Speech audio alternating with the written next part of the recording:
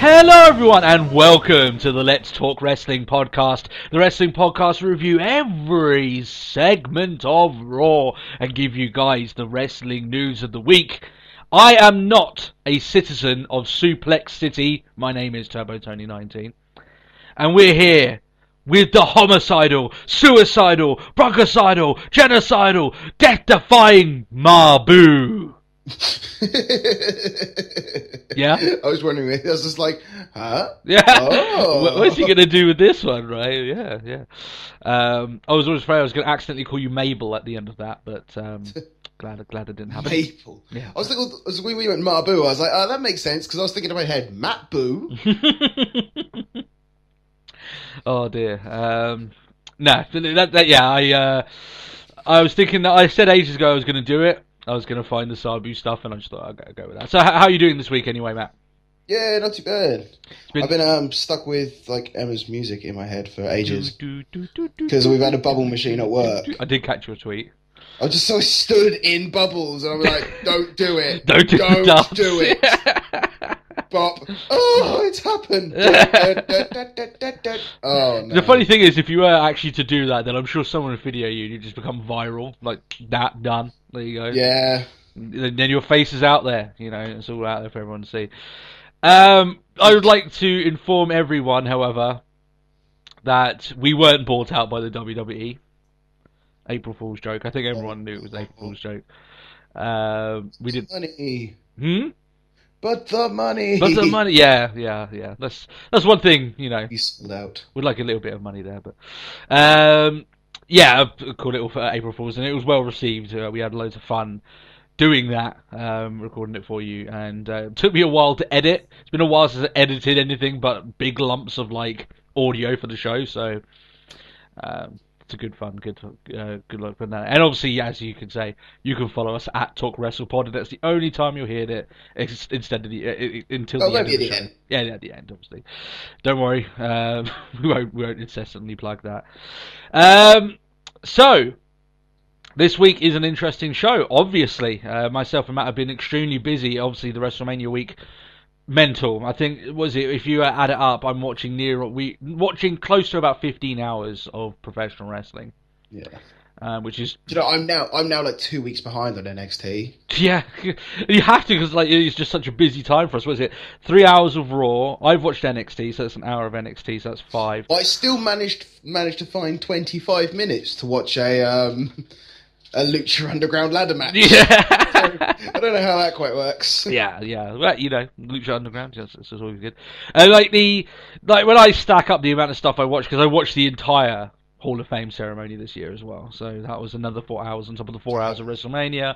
I haven't done that.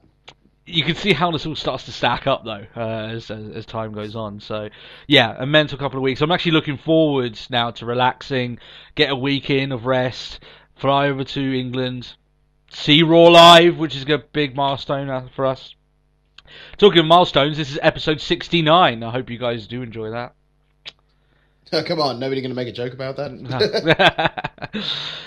So what we got for you guys in store this week? No more procrastinating. We've got the news, and by God, do we have a few juicy bits of news that propped up over the last couple of days leading into this recording. One of them within the last 24 hours of recording. Yeah, literally jumped at me like early hours of last night.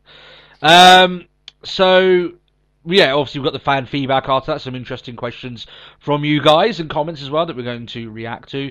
We have our fail of the week, which hasn't been kicked again, it's still there, still alright. Still around. Obviously we are reviewing the Raw after WrestleMania, which just has such a reputation of, at very least, being noteworthy and being interesting. It's definitely that one thing. It's like, if I ever do Mania, I'm so going to Raw after. I can't. It's not like, right, done Mania. No, it has to be Raw. You got all the hardcore fans that stick around after WrestleMania. And it's like, after watching this episode, it's just like, It's always fun, isn't it? Yeah, it's always a fun show, and that's one thing I do enjoy watching it. One of the things that I hope that they don't have going after this is obviously the what we covered last year. Man, last year we've been doing this for a while now. Last year was the WrestleMania hangover, which is what they had big time, especially after Daniel Bryan got injured. But obviously we'll see how things go on there. We'll be here to review it all as it happens. So let's get into this news, Matt. We've got some juicy bits of news to talk about, which will no doubt. We'll have interesting conversations in regards to that. And the first of which is this. AJ Lee has retired from the WWE. Yeah. This broke last night for myself. And the news had come out via WWE sources. There was a brief mention from herself. There was even a mention from her husband. Just a hashtag, thank you, AJ. So, yeah, this is done. One of the things that I had always said leading into her eventual return is that I didn't see her returning, and even if she would return, how long is she going to be with the company? And that's one thing I was always kind of shocked to see how things were going, for her there. And I have to say that her retirement doesn't particularly shock me as much as it shocked a lot of people. Reason being is mainly because of the stuff to do with her husband. I don't know. It shouldn't really be that much. I think that's a pretty decisive factor. As much as everyone as much as it was originally even on his podcast, we were saying oh, it's fine. I don't mind. I was I think it's probably weighed quite a lot on it. Yeah, definitely. Yeah. In fact, he's going to UFC, and like I said, AJ probably would have been well protected because, let's face it, they can be snidey, but they can't be too against Punk because Punk apparently has got him over a barrel legally. So, they can't afford to be painted out as bad. She's been treated very well since her return, and she's a large part of the women's division. However, it does seem to me as if this was all planned. This wasn't something that happened on the fly. Obviously, she came back to get her Mania payday, to have her last little swan song, say her goodbyes, and leave, and go off. Well, she may as well get her Mania payday, because it's not like they'll hold that from her. No, they won't. No. And will she be fine afterwards? Of course she will. And one of the big important things you have to see here is that she retired from the WWE, right?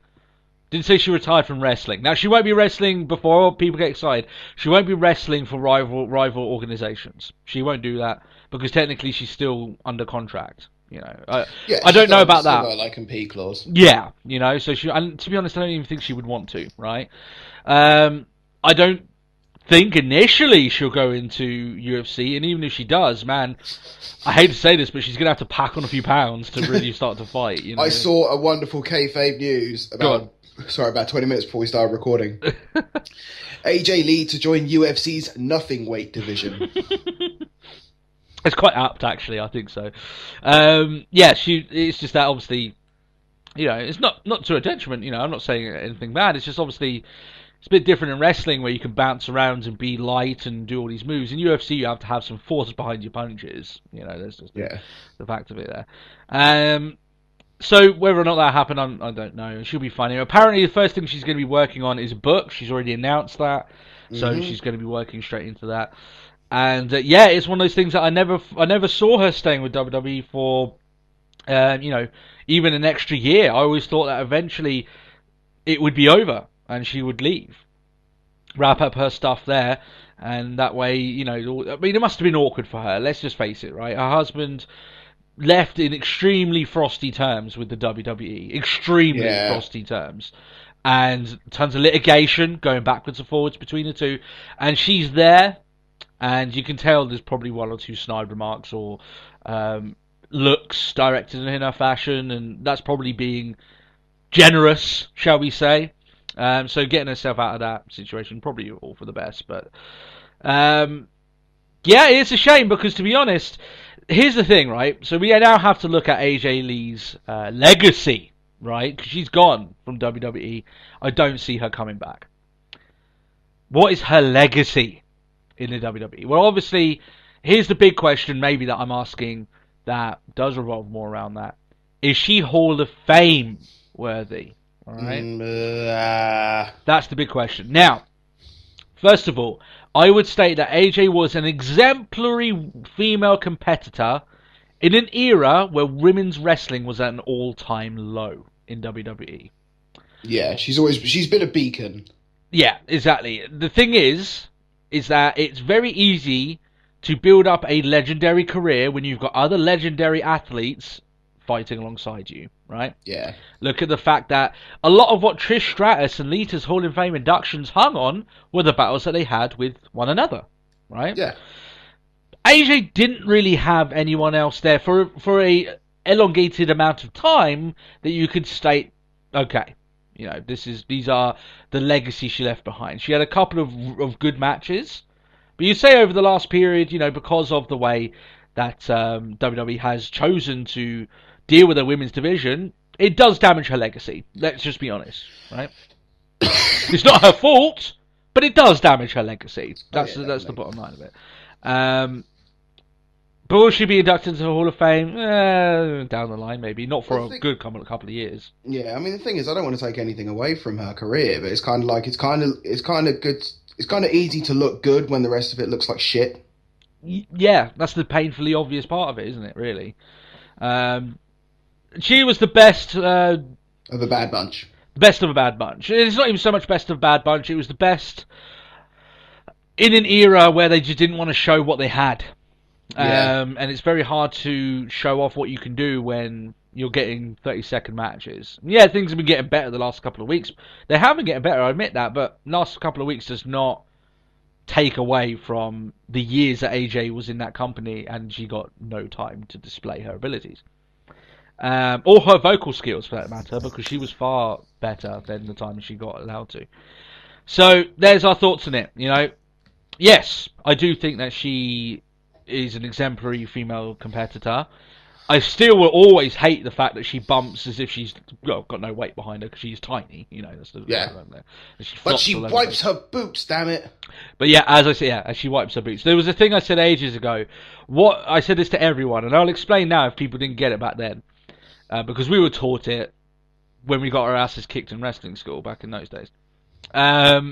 You wipe your feet before you get into the ring as a sign of respect to not the competitor so much, but more the sport.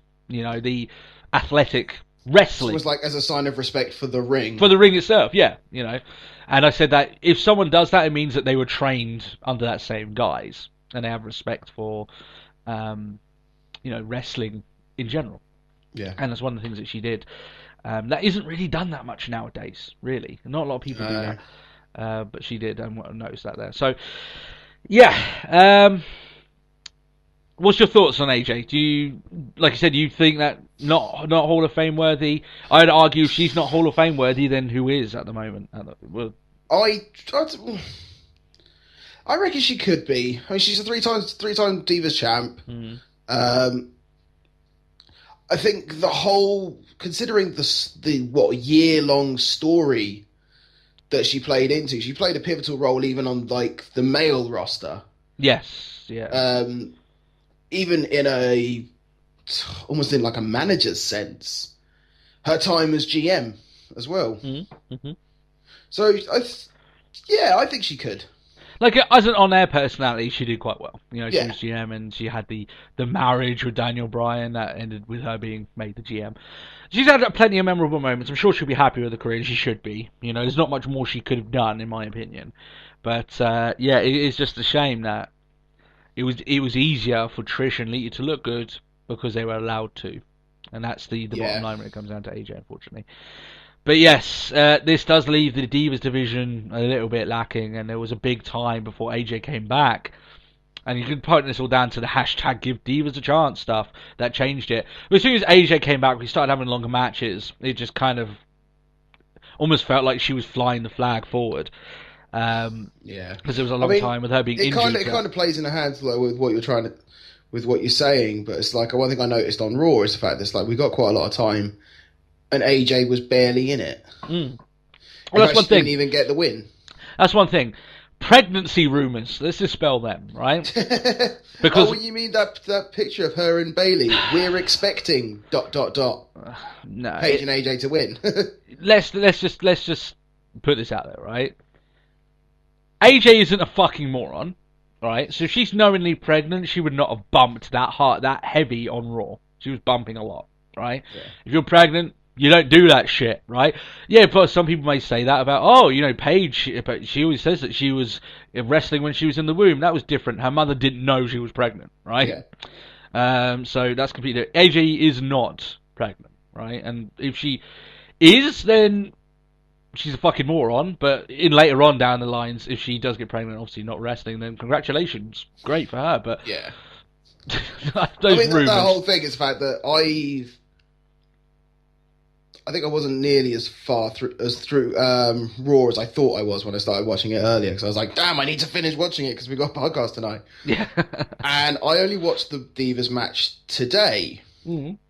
So, and that's after all these pregnancy rumours, and I'm just like, no way. No way. She was bumping hard. I'm retiring because I'm pregnant. Not if you're bumping like that, love. Yeah, exactly, yeah. So yeah, that's the bottom line of it there. I just think that it's like I said, it's just sad. But she got her final Mania payday, and all the best to her. All the best to it. And as I said, for people being shocked, should have seen this coming. To be honest, I saw it coming. I was shocked that she stayed there as long as she did. But now after Mania, it just all of it starts to make sense. Let's go to our next news story, which is just as interesting. I was actually said last week, I believe, that I was interested to see what the network subscriber count is, and hallelujah, it was actually conference call time, so managed to learn what that was. And the number now is above 1.3 million subscribers, which is good news for WWE for now. Now, the reason why I say that, let's go with this first, why it's good news. No, that doesn't sound like a lot for the world, though, does it? Apparently they need 1.2 or 1.25 to break even. So at very least they're above that now, which is always good for them, right? And the fact that it's been steadily growing, they can take positives out of that. The only thing, however, that they need to worry about is the fact that they've taken this number right at WrestleMania time. And I would not be shocked if they lose close to 100,000 subscribers. Yeah. Very soon. Right? Because people are going to buy the network. What you got now, it's all well and good what you've got now for Mania, but it's retention. Exactly, right? Now, they obviously did a good showing, so they showed people, this is what you can have if you stick around with WWE.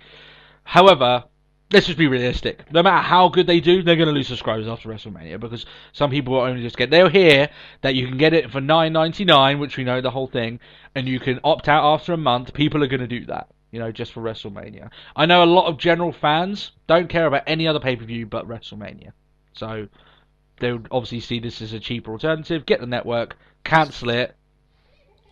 You see where I'm going with this. It's not the fact that they keep it hidden. It's like, and you can cancel at any time. Yeah. It's like, oh. Yeah. Exactly. £10 Mania, thank you. They, which I definitely think is eventually a good move for them. But when it comes to this and retaining their customers after Mania, then they're gonna, they're gonna lose a lot of people very quickly. That's what I'm saying. So it's more interesting now. Obviously, this is good news for them, and they would be good at their next conference call if they can say the exact same number. I'd say that's a win for WWE because they're gonna lose people. They are. Let's just be honest.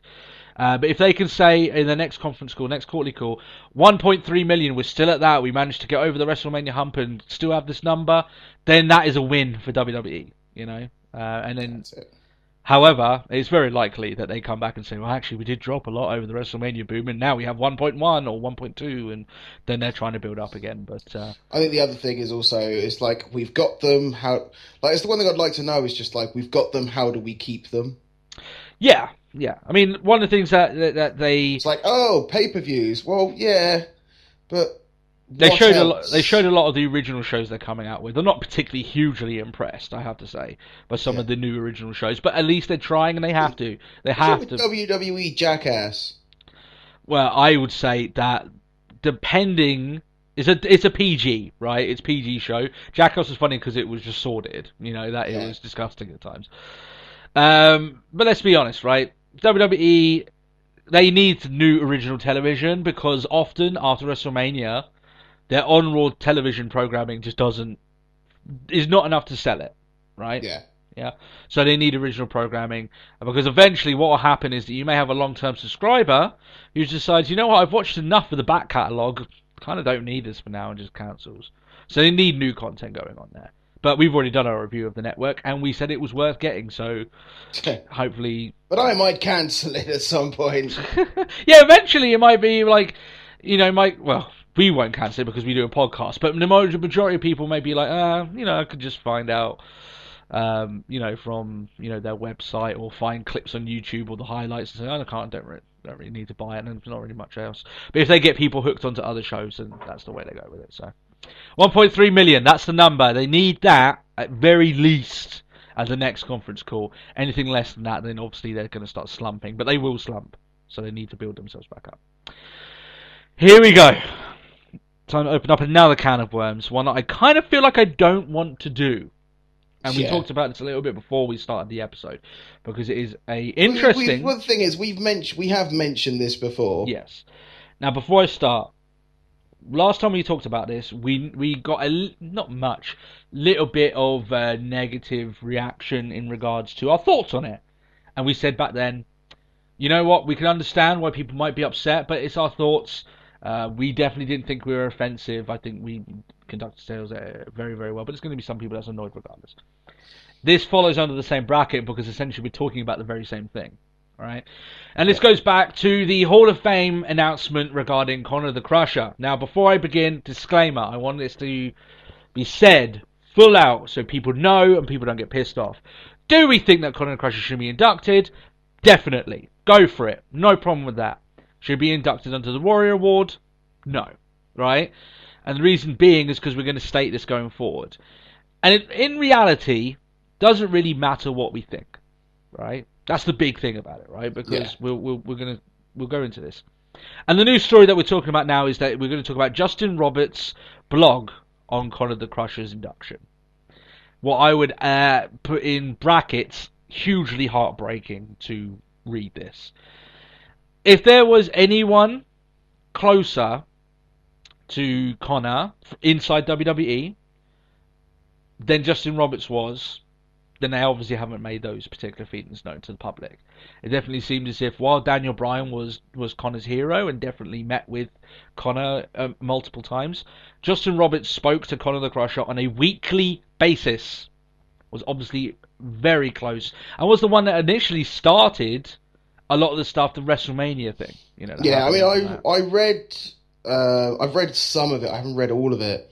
It was just the way he was saying it's the fact that like Conor did have a Make-A-Wish through the Make-A-Wish Foundation, but he used it to go to Disney. Yeah, fair enough. And in fact, there's like Justin Roberts was like, but you're such a big fan and all things like that. It's like, well, I could pull some strings. Yeah, he can do so. He can go above and beyond, which is obviously what he did to get things done from there. And obviously the train rolled from there on out. But you can actually see pictures on that blog of pictures of him talking to Conor, during Conor's.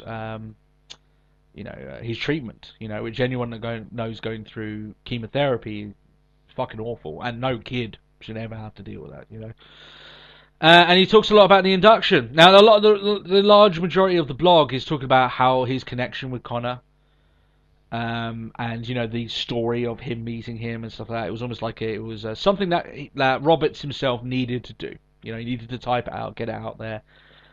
For himself, because obviously he was very emotionally distraught to hear the news of Conor's passing, and apparently the Hall of Fame ceremony is what put him over the edge. Now, Justin Roberts, if you had listened to maybe some interviews or maybe the podcast I think that Jericho did with him, you could tell he's an upstanding guy who has a view of wrestling that is obviously very passionate. And he also was one of the backstage workers, so he knew a lot of people in terms of the running of the show. One of the things that we said, where I'm trying to lead with this, so I'll try and lead this back in. One of the things that we said back when the induction was stated is that what the Ultimate Warrior wanted was the Jimmy Miranda Award. And it was to honour the guys like production, merchandising, the general running of the show, to be given an award and to be featured in the Hall of Fame, which they rightly deserve. There's been people there it's that like you may not be front and center of the camera, but you've been behind that camera for 20 years. Yeah. People like Mark Eaton, and you may not... Who is he? Well, he worked for the company for decades. You may know him better as the guy who used to throw Austin his beers. Who's a bloody good aim, by the way. Yeah. He was unceremoniously fired when he was stated no longer useful. This is a guy who's been with them for the bones of 30 years.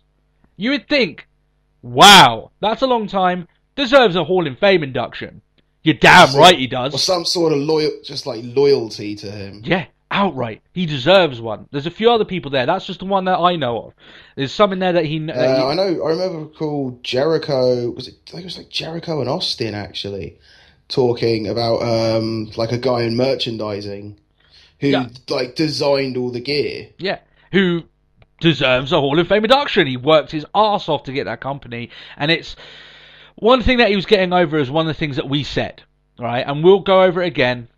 What we said is that Connor's story is beautiful, right? And he was a wonderful kid who did way more in his life than probably what I've done in my life, right? He's done loads of stuff, and his legacy that he goes forward, fantastic. But don't get it twisted, right? Which was definitely what the Warriors Hall of Fame speech was twisted, right? Let's get this real. I don't think it's twisted. I just think it's almost like it just went ignored. Yeah. Because it's like we don't have the award that Warrior wanted. We have something like it's almost like more commemorative of Warrior rather than what he wanted. Yeah. Now, I'm not going to state here, when I say this next line, this may piss a few people off, I'm not going to say that the guys in WWE didn't want to honour Connor, without any sort of public, endearment, right? Without the public image, that none of them there wanted to do it out of the the feeling in their hearts. I'm not going to say that. It looks good, doesn't it? But it does look good, right? That's exactly what you said. Get with this, guys. This is corporate America. WWE is a publicly traded company with shareholders and is controlled by people who have lots of money. One of the most important things for any company in America, doesn't matter who the fuck you are in the world. I'm just saying this is corporate America because it's one of the things that it's a general term, right? Any company, you may think, what's the most important thing? Their workforce? That's important. What about their products? Actually, it's not that important as much people think. What's the most important? Their outlook, public image, their branding, their public image. All right. Let's not get this twisted. Getting Connor inducted into the Hall of Fame made them look very, very good. We said it here on this podcast. It was a good thing for them to do. And one of the things that Justin Roberts states there is that he feels as if the induction was done, especially with the way that they twisted the Ultimate Warrior Award, to make a story that appealed to the American audience. Okay? To the public, us as an audience. I keep saying American. I don't really. The majority audience is American. To anyone who's a WWE fan, right? Yeah. And to outside of that as well, because I've got the mainstream publicity. So they twisted, and what we said back in that episode is that they bended the story. They twisted some of the words to fit the story they were trying to tell. And like with any story, there's a rung of truth in it as well, And I'm not saying here that Triple H and Steph didn't have the kids' best intentions at heart. I'm guessing they did. I said back then, Steph obviously has, children of her own. You don't really, you obviously you seeing another kid in this much pain and this much agony over all, this illness that he has, and it's horrible and should never happen to a kid that age. I'm not going to say here that she thought, oh, rubbing her hands together, this is money. Obviously, she was wanted to do good by this kid. I'm not saying anything like that. But come on, wake up, people. To think that WWE didn't get anything out of inducting Conor the Crusher is being naive. That's a big line to say, right? Image is an extremely powerful thing, right? And that's largely what Justin Roberts is stating here in this blog. That he felt as if this story which was already beautiful, WWE felt they needed to twist things and bend it so it would look better. And apparently there's a very heartbreaking line in this where Robert states in his blog that there was a time where he had to announce the video which, looked over, Connor's, experience with them, and the Connor's cure that they started up and everything like this. And he had to announce that video each night, knowing full well that that story had been Hollywoodized or whatever, to be more approachable by people outside of that situation. So he wrote this blog, and I urge all of you, go read it. WWE responded to this blog in pretty much the way that you imagine they would. Essentially throwing all of their charities in people's faces, saying, we do all this great stuff, don't listen to that, we do all this great stuff, we've done all this great thing. That kind of isn't the point that he made. The point that he made is, yeah, you do all this great stuff, and I'm not saying that, I've never said that it's not out of the decency of some people's hearts. But come on, let's just be honest, you're bending the story to make yourselves look better. And just accept it. I've accepted it. When a lot of these stories come out, I don't get angry at it because it's like, this is what happens. This is corporations. This is I see it. So at the end of the day, it's like, am I going to get angry about it? No, because I can understand why. I don't agree with it, but it's not as if it's the first thing that's ever happened, right? Yeah. It's not even new. Right? It's something that's happened for years and years and years. Companies would bend stories or change the facts so it would make them look a little bit better or reach a wider audience, of that story. Yeah. News companies do it all the time, So it is awkward, and I just want to say this again. Should Connor's story have been told? Absolutely. Should he have been inducted into the Hall of Fame? Got no problem with it. In fact, I endorse it. The whole thing of them twisting Ultimate Warrior's speech to try and merge the two stories together into this big story that they could tell, that's what didn't sit right with me, because you didn't need to do it. It didn't need to be done. Well, they felt it did. They could still have like the Warrior Award for people who have sort of gone above and beyond and all things like that as they want to achieve. But they could have at least brought along. But when they try and take the guy's Warrior wanted, when they try and take the guy's words about something else and then put it into what they're going to use, they're going to get this sort of fire back. I don't blame Justin Roberts for being annoyed at this, and I don't blame Connor's father at not being annoyed at it, because he's got more important things like remembering his son, right? Yeah. I've seen some fans like, why isn't his father a father? No, the guy's got his more important things to deal with, right? Let's just be honest, okay? One other thing, because I don't want to. I feel this is a fucking minefield to talk about, right? Separate to all the Connor stuff, separate to all of that, that's not involved in what I'm going to say next. Why are the hard-working people behind the scenes still not being recognised? But why do they refuse to do so? And I have any answer for that.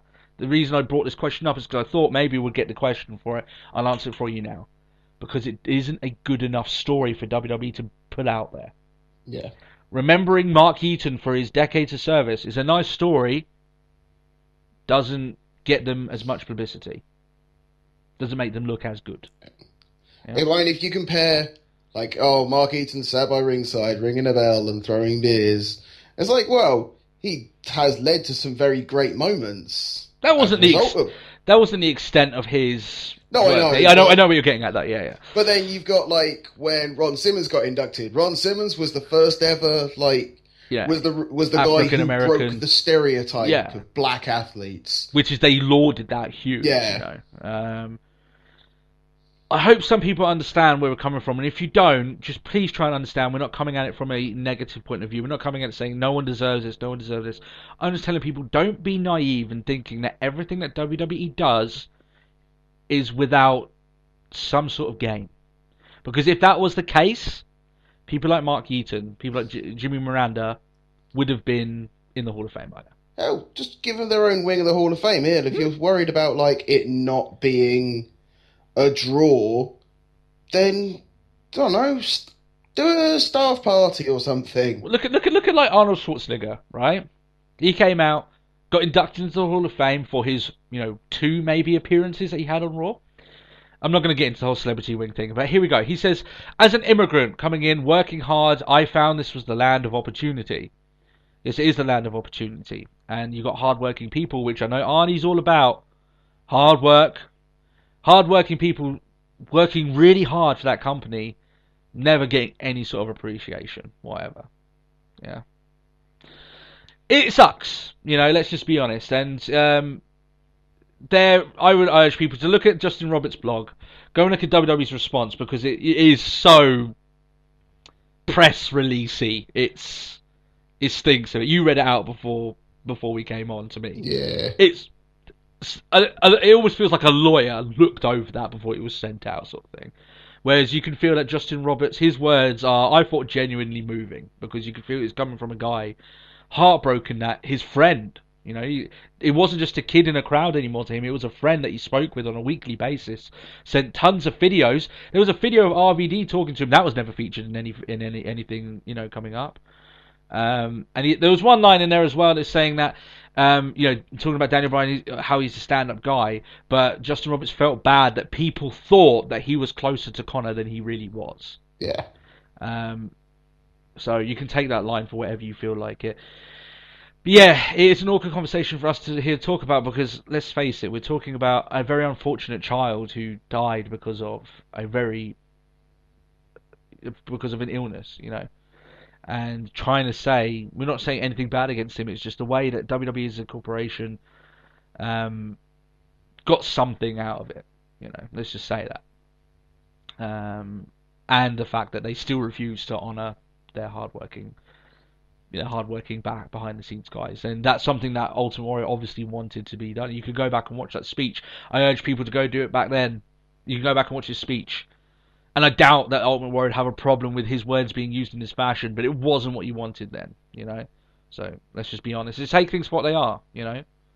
It would be okay. This would all be fixed. This is the last thing I'll say about it, because we've been talking about this for ages. It would all be fixed if at the Hall of Fame this year they said, okay, 2 new awards. You've got the Warrior Award and the Jimmy Miranda Award. Everything is done. No problems. Because it kind of then eradicates all the arguments that we've said. Oh, well, they're willing to induct people even though there's really no story behind it. Get no public, mainstream attention. All the arguments would be gone. And I hope eventually they do, Let's move on. I just feel like it's a give it away. It's just such an extra. I hope people understand what we're talking about there and understand we're not coming from a bad place. Fan feedback. Robert Chapman asks, doesn't ask, just says, I just wanted to reference, there's a few comments here rather than questions, I just wanted to reference them. Says that Sting's entrance suffered at WrestleMania from being in an outdoor stadium. Yeah, I absolutely agree. Yep. I said there before that if a lot more could have been done with that entrance, if it was closed arena, you could have done tons more stuff. But they obviously knew.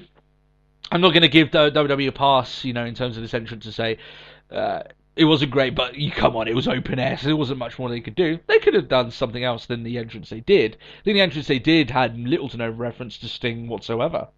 So I think it was quite funny that there was like a picture I saw. It's like that moment when you come out and you've got Hideo Itami's entrance.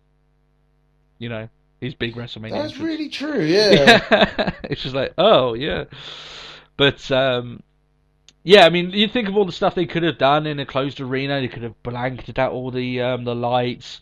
They could have done, they did a laser show once with having Sting on there. Imagine the stuff they could do now. This is like 20 years after they did that Starrcade.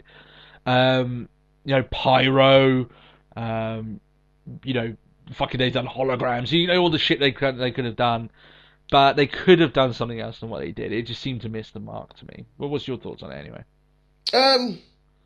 Yeah, I think something was lacking, and it wasn't I think we spoke about this on the Let's Talk More when we were talking about Mania itself. I was just like, I don't get it. I don't get the Chinese band. Yeah, it's just the video packages when he was first going to turn up had a full orchestra. And it was if they had the orchestra, then I think it would have been fine. Yeah. But it was just what? And there's one guy who's not even face painted. Yeah. It does bring up the thing about it is that in that video they did, which by the way was amazing for WWE 2K15, they did his original entrance, right? His original music as well, yeah. His Crow theme, right? I still don't know Which I'm why. pretty sure WWE now owns the rights to. They do. They do own the rights to it. I have no clue why. I guess it's because it's not theirs. Yeah, a little bit. Yeah, I don't know. I think I would have loved it if they'd used the theme they did all the way leading up to WrestleMania, and then they have this moment where they do the orchestra bit, you know, which maybe could have been too expensive for them. But come on, it's Sting's first thing, you know. Come on, had the string. They do the Crow theme. Everyone's wondering, are they actually going to do it? And then he comes out to the Crow theme, and it's the, you know, the you can have the, you know, the actual full-on sound of him actually coming into the Crow theme for battle. Sort of like the way that Triple H has King of Kings whenever he comes out for not wrestling, and then he has the game for when he does. But yeah, I thought that would have been much better. I just don't like the way they went for it, unfortunately. But one of the other things he says there as well, he also thanks Lesnar for destroying the commentary team this week. And my response to that is, if he wasn't a face to us before, he certainly is now.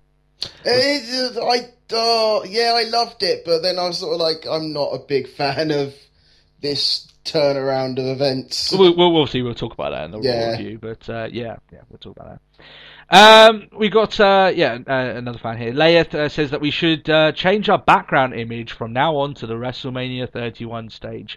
And there's only one thing I can say to that: episode 75 is very close. That's all I can say. And it may be that you've maybe got some clairvoyance about that. Let's just say that. You clever little bugger. Kane St. Dennis asks that the way that we get the fan, this is actually a lengthy one, this is kind of like his way that we get the fans behind Roman Reigns, is to have him feud against John Cena and win, to show that he isn't the next John Cena. He could win the title at Survivor Series or something along those lines. He wonders how we think about that. My first take on that is having Reigns... Wouldn't beating John Cena then almost be the passing of the torch? Yeah, I'm saying that's my kind of response to it there. I can understand where you're coming from this. I get it. But here's the thing. Any thoughts on that at this current moment? Completely irrelevant, right? And the reason being is because the fans are already on top of Roman Reigns. Beating Cena won't change that, right? And if they had done this maybe at the very beginning, before the Royal Rumble catastrophe happened, then maybe this could have worked. Now, no. It's already in the fans. It's already in the culture of the fans chanting. The thing is, it's like you've got to reach a point where the story is sort of that much of a hot topic that people are just like, oh my god, and actually will want to get behind Reigns. Yeah. And I don't think there's any way with the crowd it is at the moment that they can do that with Reigns. I think Roman Reigns should look at the legacy of his cousin, who was also booed for being a face when he first came into the company. Funny enough, that's The Rock. Yeah. And you know what The Rock did? He turned heel. And he was a fucking good heel. You know what? I think Roman Reigns can be a very good heel as well. I think that he spends a year as a heel, Roman Reigns, the fans will be won over by him, right? Because he'll be asking for the boos. One way to get the crowd to stop booing for you, ironically in this day and age, is to almost ask for it. Is expect boos, yeah. Yeah, to be like, blasting the fans. Yeah, they'll boo you, but eventually they'll love you for blasting their city eventually. Honestly, it happens. The Rock used to blast cities in a fantastic way, when he was a great heel. And the people just wanted to see. He was must see, Well, you got to think, hypocrite Jericho. Yeah. The crowd loved being called a hypocrite. Yeah. I mean, they would boo, but they would be enthused in it, and eventually you get loved so as it is, right? It's the Austin effect. You get hated so much, they just love seeing you. Yeah, it stops becoming about what this guy does and says. We just want to see. It's happened with Brock Lesnar recently, right? People hated the fact, but now, that he's part-timer, he comes in, Heyman blasts the crowd. I know they're kind of going with a face turn with him now. But people now want to see him so badly beat up people that he's gone face. Yeah. Right? If you're good enough at being a heel, don't worry. The crowd will turn you back to face. It's the way it is, right? So, Roman, the way that he gets the fans back on him, ironically, is by turning on the fans and going. Yeah. I know it's very odd. But I don't think anything he can do now will ever shake. One of the reasons why Cena never shook that is because he's been face this entire time, right? And now, even if you were to turn heel, I know people would be like, "Oh my god," which it isn't happening. It's irrelevant. But people still are now, got the whole John Cena sucks and all this stuff. Roman is still early on in his career. That if he were to turn heel, he could eventually come out of it looking amazing, right? So, there is that. Potentially. So, win the fans over as a kick-ass heel, and then he can use all this negativity, all these boos, suddenly, which is a bane on the guy at the moment. We'll talk about the end of Raw, which it kind of happened again. All these boos raining on the guy, damaging his credibility as the top face of the company. Suddenly, you go like that. As a heel, all those boos are good for you. All those boos are what's making your character work. Awesome. Run with it. See how far you can go. It's one of the things that WWE doesn't like to do, which they should do way more of. When Cesaro started getting cheered, they fought it. They made him stop using the swing. They made him stop doing a lot. A lot of his powerhouse moves. That deadlift. His deadlift superplex is gone. Yeah. They removed all that. They told him to stop doing it, right? Because it was fighting the character. Instead of fighting it, WWE, turn him face. Yeah, just accept it. Just let the fans do the choosing for you, right? If a guy is getting booed like Roman Reigns, don't fight the fans. Don't try and convince them this is the guy. Turn him heel. Let them boo for him. Let them choose. Daniel Bryan. They wanted Daniel Bryan as a huge star at WrestleMania. They listened then, at very least at the end, and they got him the main event of WrestleMania. Everyone loved it. You won't hear many people, some people who dislike Daniel Bryan, fair enough, but many people, the majority of the people say that WrestleMania 30 was awesome because it was great to see Daniel Bryan win that match. Yeah. Don't fight it. Accept it. Accept it, right? Work off of it. That's what WWE should do. They don't do it a lot because they like to do things their way. They like to book it the way they want. One of the most recent things, I watched a interview with Barrett on Sky Sports. WrestleMania, they do a lot of these mini interviews for some of the channels and stuff. So maybe maybe a minute's worth of interview, and they splice it up into moments of this is Barrett doing the ball. Is this regarding his Have I Got Bad News? Right. So they've told him to nix saying Have I Got Bad?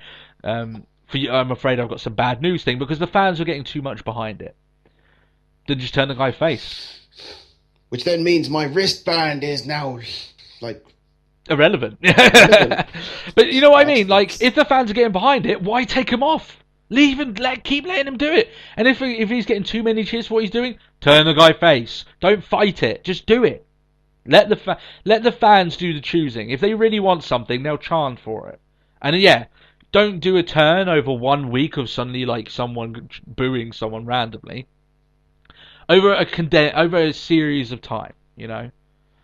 For Roman Reigns being booed for a couple of months now since Royal Rumble. That was WWE's main mistake, and the fact that people. Well, apparently he hasn't though. There's been some shows he's turned up to a massive sort of greeting. I can only say from what I'm looking at on television each week. It's not that. It's not that, So stop fighting it. Just let it be organic. It's not that hard. But yeah, that's my only thought of it. What do you think of Reigns anyway? Is there any way of getting people to stop booing him now as a face without turning him heel? No. That's my thought. He's damaged. And unfortunately, I enjoyed, and I think a lot of people enjoyed, everyone enjoyed, watching him get his ass kicked by Lesnar. Yeah. Yeah, I mean, that's one of the things we said in because we're not happy with Reigns. Yeah. It's terrible. A year ago, Reigns is the greatest thing ever. And now it's I'm happy to watch Lesnar beat him. Beat all the Disney lines out of him, hopefully he did. Yeah. It wasn't just the Royal Rumble that damaged him, it was WWE's booking of him before that, and the fact that once he had the stink of the establishment pushing him, it was going to be very hard to get some pockets of fans not booing him for that. And now it's just got out of control. Now he's just not accepted. People are just booing him. And it will get easier over the next couple of weeks, but just don't fight it. If people are booing him, let him say fuck you to the fans. Just accept it. Yeah, exactly. Especially now, it's he's doing leaps over the rope. No. Yeah. A little bit of high fly, not going to save him. Yeah. And no, like I said, no matter what, you can do all these high flying moves, you can have stellar matches each week, people are still going to boo him, Yeah. Like I said, and we're on the Roman Reigns bandwagon. We said that we want him to be a big star. Maybe this is the way he does it. This is the way he becomes a big star, by going heel.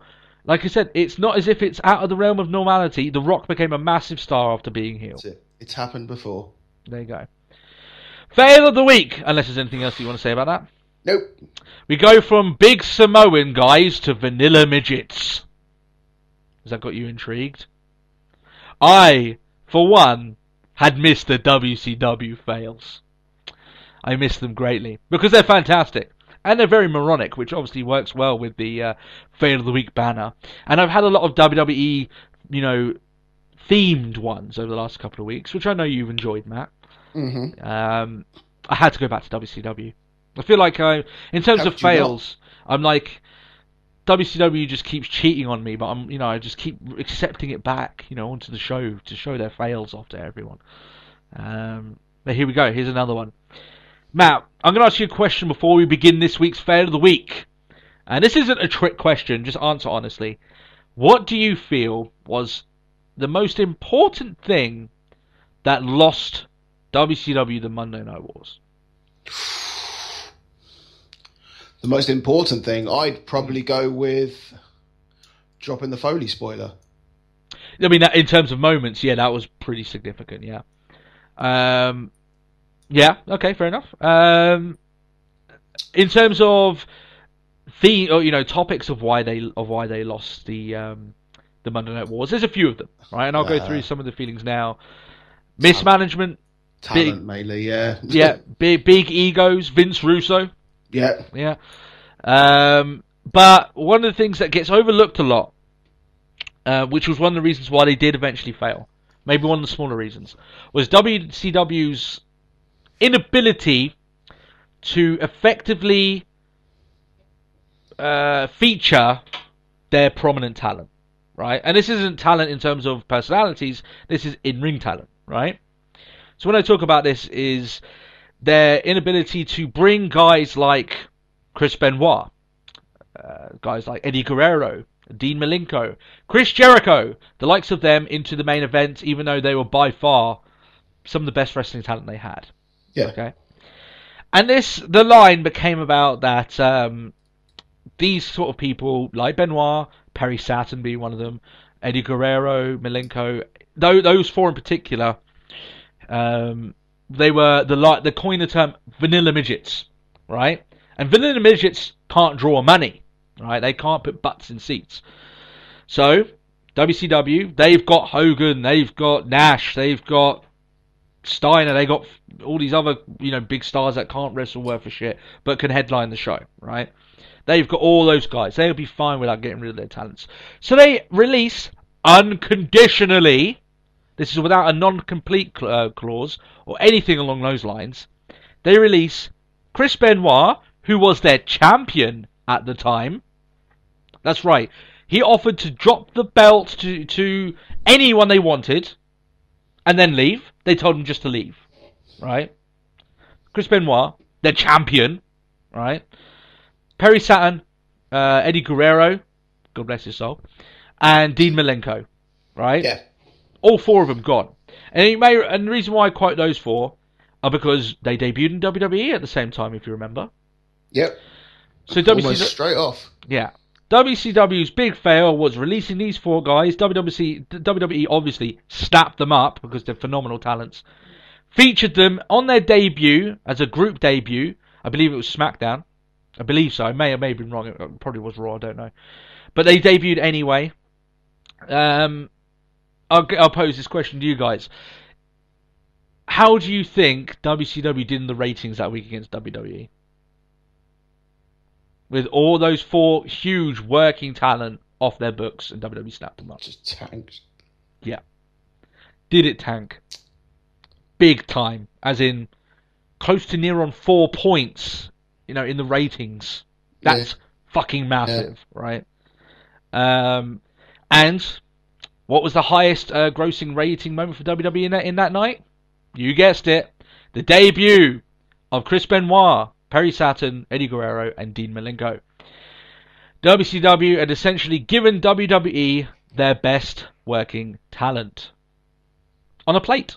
unconditionally, just giving it to him.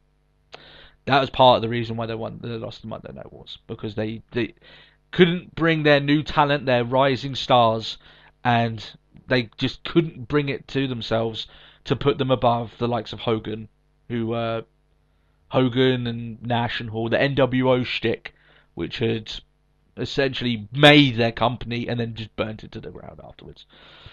And as we know, those four guys, obviously our thoughts are known about Benoit, but we can still say this even about Benoit because it's not really referencing what happened later on. They all went on to have stellar careers, on the winning side of the Monday Night War because they were just released by the losing side.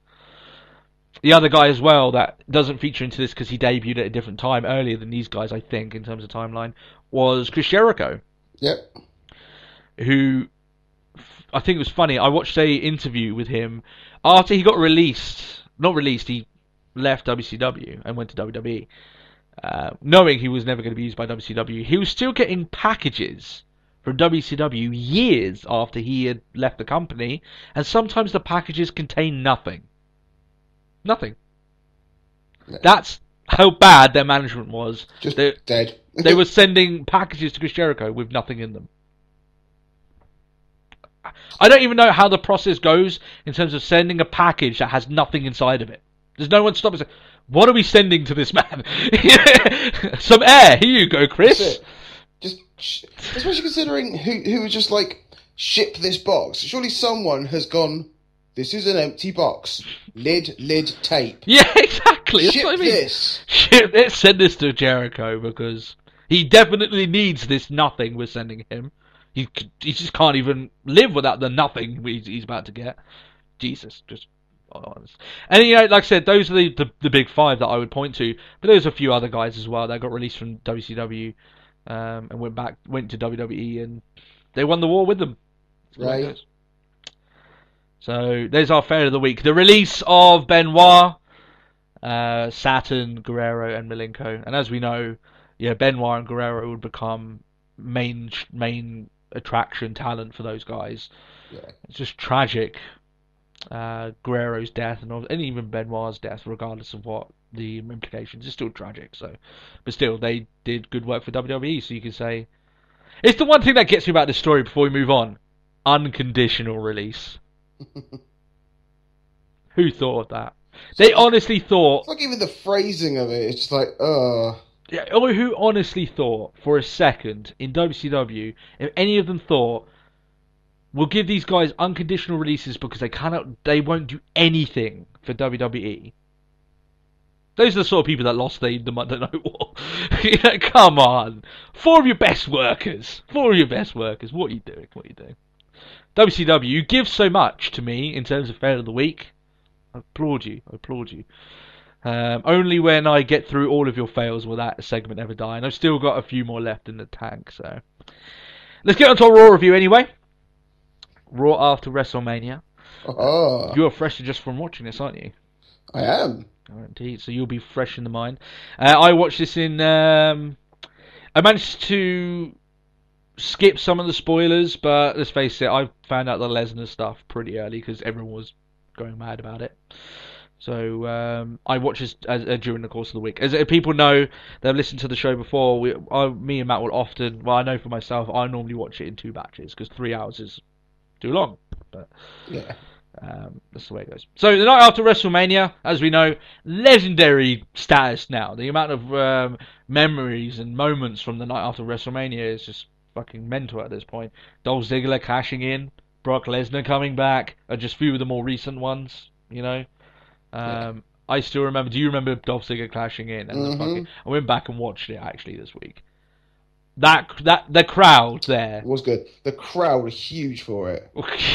Man, that was fun. That was really fun. There wasn't any moments quite like that on this show, but it was still a good show. But it was obviously from San Jose. They're still in the area from WrestleMania. The funny thing is that I remember the night after WrestleMania in 29, which I think was the night that Ziggler cashed in. I remember that night, the Raw to WrestleMania was so much more memorable and better than the WrestleMania the night before. Yeah, it's quite funny how that be. How it works out that way, but okay. Hopefully they still got a bit of steam in them coming over to London, because I would enjoy a good ass show for being there live. So how do you start off your show? You don't bring out the Authority. We've obviously learned that lesson. You start off your show by showcasing your biggest attraction. You know who WWE's biggest attraction is? Brock Lesnar is their biggest attraction, and he kicks off the show. And I'm sure that the Bay Area will now be renamed Suplex City. Anyone who has a problem with that can take it up with Mayor Lesnar. I'm sure he'll be able to, to answer any of your queries. He has a multitude of suplexes for every occasion. That's it. I have a few. So he's dressed for a fight here. He's got it looks like he literally walked out of the WrestleMania main event, walked straight into Raw, and just like, okay, let's keep fighting. He's just patched up, obviously, after the blood the night before. Paul Heyman starts off the show, which obviously is a great way to start off the show. Who pulls off? We should just be used to it now. He's just gone up on a different level, Heyman. Just another on fire verbal performance here by Paul Heyman. He is the MVP. We said this before. Is Paul Heyman WWE's MVP? I guarantee you, in terms of anything to do with Brock Lesnar, yeah, he sells this guy better than Dolph Ziggler sells fucking moves. Right? That's just the brunt of it. Heyman can sell a promo like Ziggler can sell a clotheslines. Yeah. Or how Rollins can bump around the ring whenever he likes. Sell anything. Sell anything, yeah. So Heyman starts off the show saying he's the advocate for the most non-PG ass kicker in the PG era, which of course is Brock Lesnar. Oh, yeah. Quite a nice little statement there. I like the fact that Lesnar, in this PG era that we're in, Lesnar doesn't feel PG. And I think that's what Heyman's getting at here. Yeah. He just doesn't feel like he's PG, and that's great. He feels like he's unadulterated carnage, which is what he should be. By the way, as you imagine, we said, if Lesnar wasn't a babyface at WrestleMania, he fucking sure as hell was on this show. He was being cheered like the biggest face in the world. Everyone wanted to see Lesnar. Everyone was ready for Lesnar here on this show. Big babyface. He references now the infamous, Lesnar shouting out, "Welcome to Suplex City, bitch" line from Mania, which has been memed to shit. Lovely. Yeah. In fact, there's a song out there which is just amazing. Someone remixed him saying that and did their own little rap over it. It's amazing. So much so now that me and my wife will send messages to us. We're going, okay, I'm on the laptop, F5. Because everything we do results in F5 now. Washing the dishes, F5. Putting the kids to bed, F5. Yeah, so that's the way it goes. The idea of Brock Lesnar F5ing my children before they go to bed. Quite weird. Anyway, moving forward. He says that he Lesnar almost, not quite, almost respects Roman Reigns for the prison beating he took at WrestleMania. And you know what Heyman's essentially doing here is that he's doing what the Authority do. He's narrating what's already happened. But we don't mind this. Exactly, that's what I'm saying. He has a way of doing it that doesn't feel like it's just, okay, let's go on. Because he's hugely into it, he's telling us what's happened, but Heyman's just gold on the mic. The way he can get across the message. And back when he was doing that stuff with CM Punk, he would essentially do the same promo, right? With about CM Punk and even about Brock Lesnar after he broke the streak. He would do the same promo over and over and over again, but he could make that same promo entertaining for about 2 months. Yeah, it's just the way he can do. It's like, how long can it take before it gets bored? Before it gets boring? I don't know yet. Carry on. Yeah. You look at the crux of what Heyman's saying. He doesn't say that much different. It's just the way he produces that information. He's creative. So Heyman says that he is not, as a lot of people know, he comes from his father, who is a very well respected lawyer in New York, and if he wants to, he can tie up WWE in legal proceedings and litigation for months on end. The title will be held up and all this sort of stuff. But he tells us all that Brock Lesnar believes that all lawyers are scumbags, and the only thing that Lesnar wants to do is invoke his rematch clause. If he wasn't a babyface before, this is the theme of the show, by the way, he fucking is now, because the fans were like, awesome, we get Lesnar fighting again. And he did look like he was all up for it and everything along those lines. So the fans were going all mental here, obviously thinking that they were going to get a rematch. We'll obviously see where that goes. This brings Stephanie McMahon out, who continues, obviously, the authority kicking off the show. She's still in the opening segment, still counts. She's still there. The crowd there chant for Ronda Rousey. This leads to so she gets so annoyed at them chanting, she puts them down. One of the things that Steph likes to do nowadays is emasculate people, make them feel like. I like is the fact that she does sort of play the crowd. Yeah. It's just sort of like, oh, you're going to carry on. Well, how about you shut up, or we're not going to get anything done around here. Yeah. So, you know what? Maybe they should do that once and just go to an empty Raw where no one really wants to chant. We've seen a few of them before. It's just way more awkward. But still, there's the way that Steph does it. I just don't like it. Right? There's even a part here later on in the show where she's talking even to Lesnar, and the way that she references afterwards. I just don't like it. I'll get into it more then. But no one is immune. No one is immune from Stephanie McMahon's dressing down. And in fact, next week, because obviously, we were bought out by the WWE, Stephanie McMahon will be on the show, and myself and Matt will have half an hour of us being emasculated on air. Oh, of course. Yeah, exactly. We'll feel as if we're just worthless pieces of man crap. Yeah, that's what's going to happen next week. I hope you guys enjoy it. Should be fun. I will label it the destruction of our self-confidence. How poetic. Very poetic. She says that Rollins hasn't landed in from his flight yet, but he will be defending the championship. He'll be up for the challenge. And then Heyman ends the segment saying, well, you know what? I'll just give you a spoiler for later on. Brock will beat the crap out of Rollins and then take the belt back. I thought it was a pretty awesome start to the show. I thought Lesnar coming out is always business first.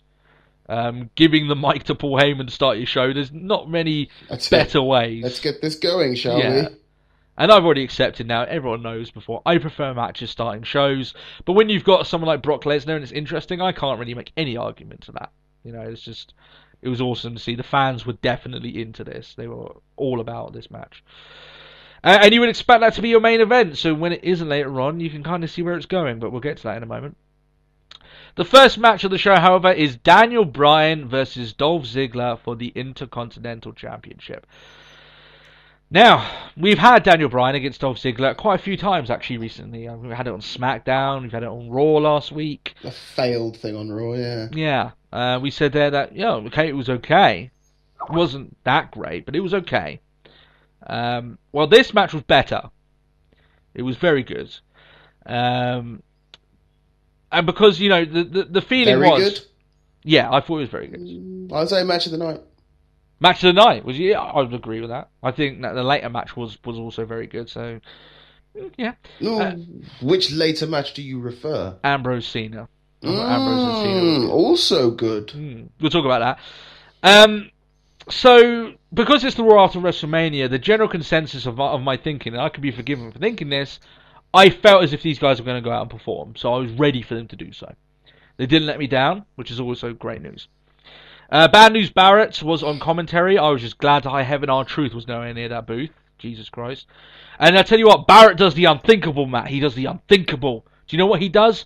He actually adds to the match by giving well-rounded commentary about both the competitors. Or like the champion's opinion, or well, not the champion's opinion anymore, but yeah, sort of just like... Yeah, no, but it's sort of just like, yeah, well, if I'm going to have to defend it back, I'd be happy for them to just beat the hell out of each other and things like that, rather than just like, I got a bag of potatoes. Yeah, exactly. Yeah. Just the unthinkable, man. How can wrestlers be on commentary and add to the match? It's unheard of. Nah. Someone give that man a potato. Be done with it. Yeah. Nah, of course. A canvas bag and some spuds. Yes. I thought that initially Barrett's commentary was a little bit uninspiring, but the more it went on is because he's adding to the quality of the match. I thought his commentary was fine. It was awesome. And obviously, he's got a rematch. He'll be fighting against one of these guys. So, yeah, I thought he was fine. Now, everyone's talking about this new supposed era for the Intercontinental Championship. Now it's got, Bryan as being the champion. I tell you what, if they want this new era to be stated around essentially what the old era of IC title was, where it was a wrestling belt, You know, it was where the best, the headline attractions would wrestle for the world title, but the Intercontinental Championship more often was the show stealer. Yeah. They went off to a good start. Better wrestler. Yeah. I mean, they went off to a good start, showing that hopefully they can keep that up going forward. It was so good, this match, that in the middle of it, the fans gave the wrestlers a standing ovation. Yeah. Doesn't happen often. And the crowd after WrestleMania obviously going to be quite favourable towards both guys. Yeah. But I think the match was worthy of that. I think it was very, very good. Definitely, yeah. Not the best match I've seen this year. Maybe some of the best wrestling I've seen this year. Not the best match I've seen, though. No. My best match of the year is still to be beaten. Isn't even in WWE. Is it still Lucha? Yeah, it's the Grave Consequences match. So still there. For different reasons. This match was technically better, but we'll talk about that at the end of the year when we do our match of the year. Be funny, isn't it, if WWE we does about WWE. But our match of the year was Lucha Underground. Yeah, exactly. Yeah. So doesn't even have a former WWE guy in it. So Barrett after this match anyway. So Bryan wins the match. He retains the belt, flying knee, pins Ziggler. Very good match. Barrett afterwards takes out Daniel Bryan afterwards, and then, wouldn't you know it, that Irish son of a bitch comes back down. His name is Sheamus. Fuck ugly hair. Sheamus has changed his look. He has now got a mohawk, and he has braided his beard. He's going for the Irish barbarian look, essentially. Yeah. I'm not qualified to review this. I'm not Irish.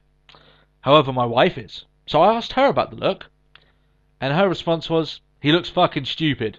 So, take what you think. I actually like the look. Now, the thing is... I've seen him compared to a hen. To a rooster, yeah. To a rooster, yeah. Thing is, right, the reason I'm happy with his debut, right, his re-debut, so his comeback, right, his return, is because he's not coming back as the same guy, right? He's not coming back with that hair, everything done the same. He's at least done some change to his look. It's also like he's coming back as, the original Sheamus. A little bit, in terms of the way he's conducting himself. So Jamie Noble had better hide. Or Jamie Noble's just getting RKO'd every week now, so... So what he does in here, essentially, he looks like he's going to help out Bryan, which you would imagine, so we all knew what was going to happen as soon as he came back. Bro kicks Bryan, decimates Ziggler, and he was involved in a match with SmackDown. He had a new entrance then as well. So they then had a standoff with Barrett, didn't they? Yeah. And of course, JBL was just like, "Oh, it's England and Ireland." Yeah, I expect him to be in the Intercontinental Championship picture, Sheamus. Yeah. Now here's we'll give our thoughts on his return. Like I said, I'm at least happy that he's now heel, got a new look, new entrance. Yeah. Right? It is at very least one of the biggest things about Sheamus was that he was too fucking stale. This is something different. I will take it for now, right? I actually think I look at it much more favourably than the majority of people. Some people, like my wife, have just thought he looks fucking stupid. Right? I think he looks fucking stupid, but I'm kind of glad for the change. Yeah. The crowd are chanting at him, "You look stupid," actually. So there you go. Yeah. The only thing he says was loving it. yeah. I mean, he's a heel, so fair enough. He's a heel now, so obviously that works for him. But he replies back just stating, he just says, "I'm back," and drops the mic, so yeah. That's the way it's going for there. But I expect, as you say, expected that. One of the things I'm glad that Sheamus is coming back with, and I hope he doesn't get too stale too quick, but one of the things with Sheamus is that even regardless of his stale nature and how boring he got eventually, the guy always had a very good high-class match left in him. So he's hoping that he can put out a few humdingers for us on this show. Oh, yeah. We'll look at him much more favourably there. But cockle-doodle-doo, shall we say, before we carry on. The Ascension and Cesaro and Kid face against the New Day. Are you ready? I forgot about this one. And the Lucha Dragons. Yeah. I watched the large majority of this match with my wife because I do like doing it sometimes because she's a general fan. Interesting to see how some people look at it, right? Man, did Kalisto have a fucking dream debut on Raw this week. He was by far the most entertaining and athletic guy in that match. Yeah. By a clean mile, right? He came out looking way more impressive than anyone else in the ring. That's it. Well, to come out more athletic, I mean, it's like, okay, compared against Sin Cara and Kofi and Kid. Yeah. To be fair. Yeah, I mean... So it's good. I thought he had a better debut than Neville. And we'll talk about Neville later on. I thought he had a better debut. Oh, don't you say that. Just my opinion, I thought he had a better debut. But fellow countryman, dude. I know, right? I got to stick by. I feel dirty. I feel like I've betrayed our queen and country, and I don't know. We'll get into that. But here's the thing, right? Lucha Dragons obviously were going to make the jump. They lost the belts, and it makes sense because the tag division needs them, right? They need new teams on there. So fair enough. Sin Cara, we've already said what we can say about him, even if he's he's not the original Sin Cara and all that lot. Kalisto is the real guy making his debut here, and he could being the very big word in that sentence before anyone runs away with it. Yeah, WWE's answer to Rey Mysterio, I believe. Yeah. Right? And he's definitely got the moves, he's got the talent, and with that debut, I thought that put him in really good stead. I thought it was really good the fact that they debuted the Lucha Dragons. I mean, they've been on main event. Mm-hmm. I think they've been on Superstars, but yeah, this is their sort of Raw debut, wasn't it? It was a statement stating that we're on the main roster now. I think that's a big statement. But to do it on the Raw after Mania, where it's a more diehard crowd, where pretty much every one of those 17,000 people has watched NXT. Exactly. There was a huge NXT chance going on. Loads of NXT love for this match. Not so much love for the New Day, we have to say here. They got chanted against pretty badly. But you've got, well, what was it? 7 out of the 8 people in that match were NXT. Yeah. Well, Cesaro loosely, but has had some amazing matches in NXT. Yeah, no, I think it's good stuff. Like the thing is, as well, that one of the things that you have to look here is one of the things we said about the Ascension. Looking at them very quickly, yeah, they got forgotten about pretty quickly by WWE Creative. But we knew that was going to happen with their debut. It wasn't exactly unfortunately, because they decided to change it. Yeah, exactly. But Lucha Dragons. It wasn't even drastically. Oh. Yeah. Well, we talked about the Ascension till our fucking ears bled, but the Lucha Dragons, great start for them, and Kalisto's the real moneymaker. I like the camera shot that they like to use, that they used actually, where it's sort of like at the apron looking up. Yes, yeah. So you get the full like Kalisto and Sin Cara sort of float over. Yeah, I thought it was good, and that. The whole lucha stuff, getting them into all that and everything. I thought it was great. Lucha. It was a lot of fun to watch Kalisto in this match, and he was the money in this match. And I'd argue that any money to be made out of the Lucha Dragons team is through him and him alone. And he could be their answer. He could be their new Mysterio, right? He's got the talent. It's whether or not he connects with the audience. I'll tell you what, this week he definitely connected with them. So. Yeah. Overall, the match itself was, I thought, just putting Kalisto aside, still a really good showcase of some other people's talents. Like I said, mostly Kalisto, but other people had some really good spots in this as well. Very entertaining match, and Kalisto does get the win with a Selena Del Sol. Mm-hmm. Not that keen on that finisher. Yeah, it's all right. I'm not don't have too much of a problem with it, but it's okay. But welcome Kalisto to the main roster, and I really hope that they give you the time you need to entertain me each week, because you are good. Because I like watching you wrestle. Exactly. Backstage, Paul Heyman comes up to the Beast Incarnate and tells him very bluntly, the champion is here. Let's get ready to go kick his ass, essentially. And they both leave ready to go to their match. Small little segment. Then they showed a third match. Yeah. Right. Exactly, yeah. A vignette shows up, showing Neville, the man that gravity forgot. And as I said there, the first name has been dispatched. Adrian is no longer there, he's just Neville. Don't like that. Some people it works, like Big E. Yeah, fair enough, you get rid of the Langston. Rusev, I'm okay with that. I don't, you can still call him Adrian Neville. Neville is just a little bit like... Yes, I Cesaro's got dropped. I guess I get used to it after a while. I think it's just Neville. I think it's because Neville. even regardless, like we don't like whenever we're talking about it, we don't always go, oh, and Adrian Neville. We go, and then Neville did this. Uh, We're guilty of it as well. That's different, right? I will agree though. It's going to take some time to get used to. It's just like all the way up until now on NXT, Adrian. Like with that train of thought, when we talk about John Cena, we don't say because we say Cena referencing all the time. They should just lump off his first name and just call him Cena. That would be awful. Yeah, fair point. Otherwise we'll literally just have Orton, Rollins, Reigns, Ambrose, Wyatt. Yeah.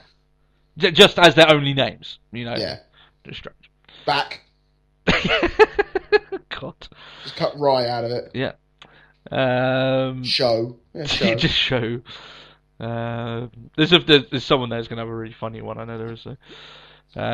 So then comes up to the WWE World Heavyweight Title match, and as I said before, as soon as this was still in just after the first hour of the show, we knew from then this ain't happening. Something stinks. Yeah.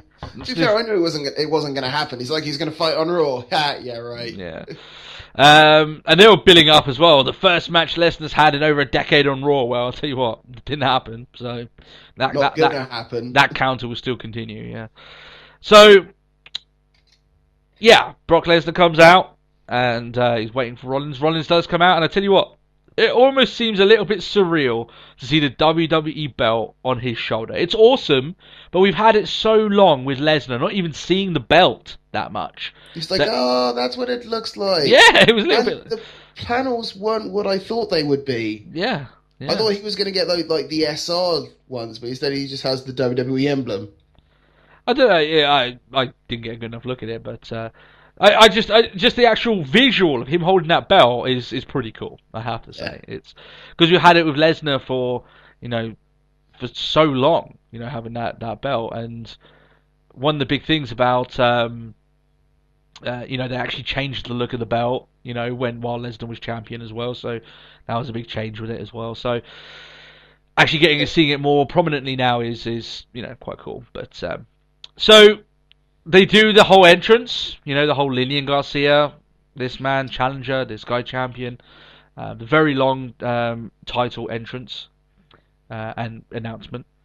And just as it looks like Rollins is about to hand over the belt, he's like, actually, kind of don't feel this match that much. Rolls out of the ring, grabs the mic. Lagged. Yeah. Don't really feel up to it. Yeah. As soon as he says those words, however, Brock Lesnar snaps and decides, well, if you're not going to fight me, I'll fight everyone. And I want my fucking match. Yeah. And you just don't say no to Brock Lesnar, otherwise bad things happen. And the bad things that happened were Rollins got chased. He did almost get German suplexed. He did kick Lesnar in the head, and then Lesnar looks at him like, "Oh, well, now you really just got over the edge. You're going to die." You kicked me? Yeah, it's the first. He was going to give us the first public beheading on WWE history right there and then. I think, at least it seemed that way. Yeah. Rollins gets out of the ring, so Lesnar turns to the next few people, which is J&J Security, and then the announce team. He in literally one fell move annihilates them. Tosses the announcement desk over from Booker T, just gurgles in fear as he's thrust against it. Yeah. And then Cole seems to be getting away unscathed until Brock Lesnar's like, "Oh, you didn't get hurt. Let's make sure we hurt you a little bit." You're standing. Yeah. I don't want you standing. You're not horizontal enough. I think let's make you horizontal. You seem to be wearing two shoes. Yeah, exactly. Let's deal with that, shall we? And he F5s Michael Cole, which is just a glorious word to say. Let's say it again. He F5s Michael Cole. You say it, Matt. It's awesome. And then he F5'd Michael Cole. I know. Is that therapeutic? It's quite therapeutic. After all those, it's almost like the end of a perfect fairy tale. If he had done it to JBL, I'd get so much satisfaction. I really would. Even Michael Cole gives me satisfaction. It's just I'm gonna let everyone just sit on that a little bit while I enjoy that. He F5's Michael Cole. Nice. It's good. Then obviously he decides, well, F5ing Michael Cole, you know, well, that was definitely fun. It's quite fun as well to F5 a cameraman who was obviously not actually a cameraman. You know, everyone knows that. Shh, kayfabe. Kayfabe. Yeah. Well, I say he F5s him, he picks him up, and then Stephanie comes down. She's going, "No, you can't do this. You can't do this. You can't say you can't do this to Brock Lesnar. You know, he F5's the son of a bitch anyway." And then Steph freaks out, says, "You can't do whatever you like. You're suspended. Get out of my arena now."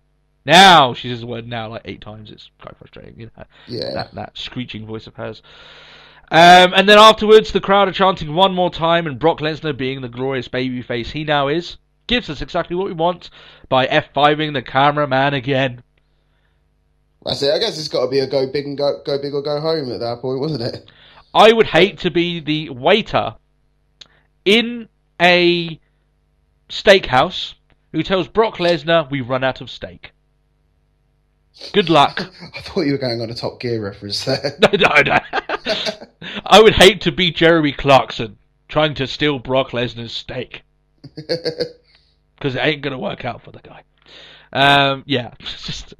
You don't say no to Brock Lesnar or people get hurt. I like the feeling without Brock. You know, you could say no to John Cena, but he'll still be smiles. You say no to Brock Lesnar, people almost get decapitated. It's a bit different. Like a proper tantruming child, though, isn't he? Like, no, Brock, you can't. But I want to. No, you can't. Well, it's but different, I want to do right? it anyway. I would happily say no to my child and say, well, you can have a tantrum if you like. You're not getting that candy bar. If Brock Lesnar tells me I want that fucking candy bar, I'm going to kill you, I'm giving him the fucking candy bar, okay? Big difference. Yeah, I have two, you know? So, yeah, that's the cool thing here. So, yeah. He does get suspended. This is writing him off television. So it is going to eventually lead to... he's renewed his contract. You're suspended indefinitely. Yeah. Oh no. yeah. So when the next date on his contract comes up, probably close to SummerSlam time. Yeah, he's going to be off for a while. Then it's going to be Lesnar against the Authority, which I did say probably would be where they go with that. So it's fine. I don't want Lesnar Authority because how many times are we going to get Lesnar and Triple H? I don't want Lesnar and Triple H. I just want Lesnar just killing the Authority. Lesnar Rollins, I suppose. Just kill the Authority angle. Just let Brock Lesnar feast upon it. I don't know if it'd be the end of the Authority because I think it's gonna have to be Lesnar Rollins. The way you look at it is so pessimistic, man. We need the Authority gone, and Brock Lesnar's the man to do it. Okay, I'm clinging to that, you son of a bitch. I'm clinging to it. We probably will get it. Yeah. Because he'll probably go, help me, Lesnar's coming after me. Well, Lesnar's still got his rematch. They will eventually have that rematch. I don't think Rollins is dropping the belt until SummerSlam. So solid. We'll have Team Authority versus Team Lesnar at Survivor Series. Team Lesnar is just Brock Lesnar. I understand that. Yeah, he just stands. He doesn't need anyone else. John Cena comes out to help him. No, just fuck off, John Cena. Might tag maybe Ryback. No, Ryback. It's the hot commodity. Apparently, just Lesnar stands there. That's all he needs. Just Lesnar. Yeah. You know, his arm is one competitor. His other arm is one competitor. Yeah. It's like it's no longer a standard tag match. It's a 5-on-1 tornado tag match. And cool. My money would be on Lesnar. Still wins. Yeah.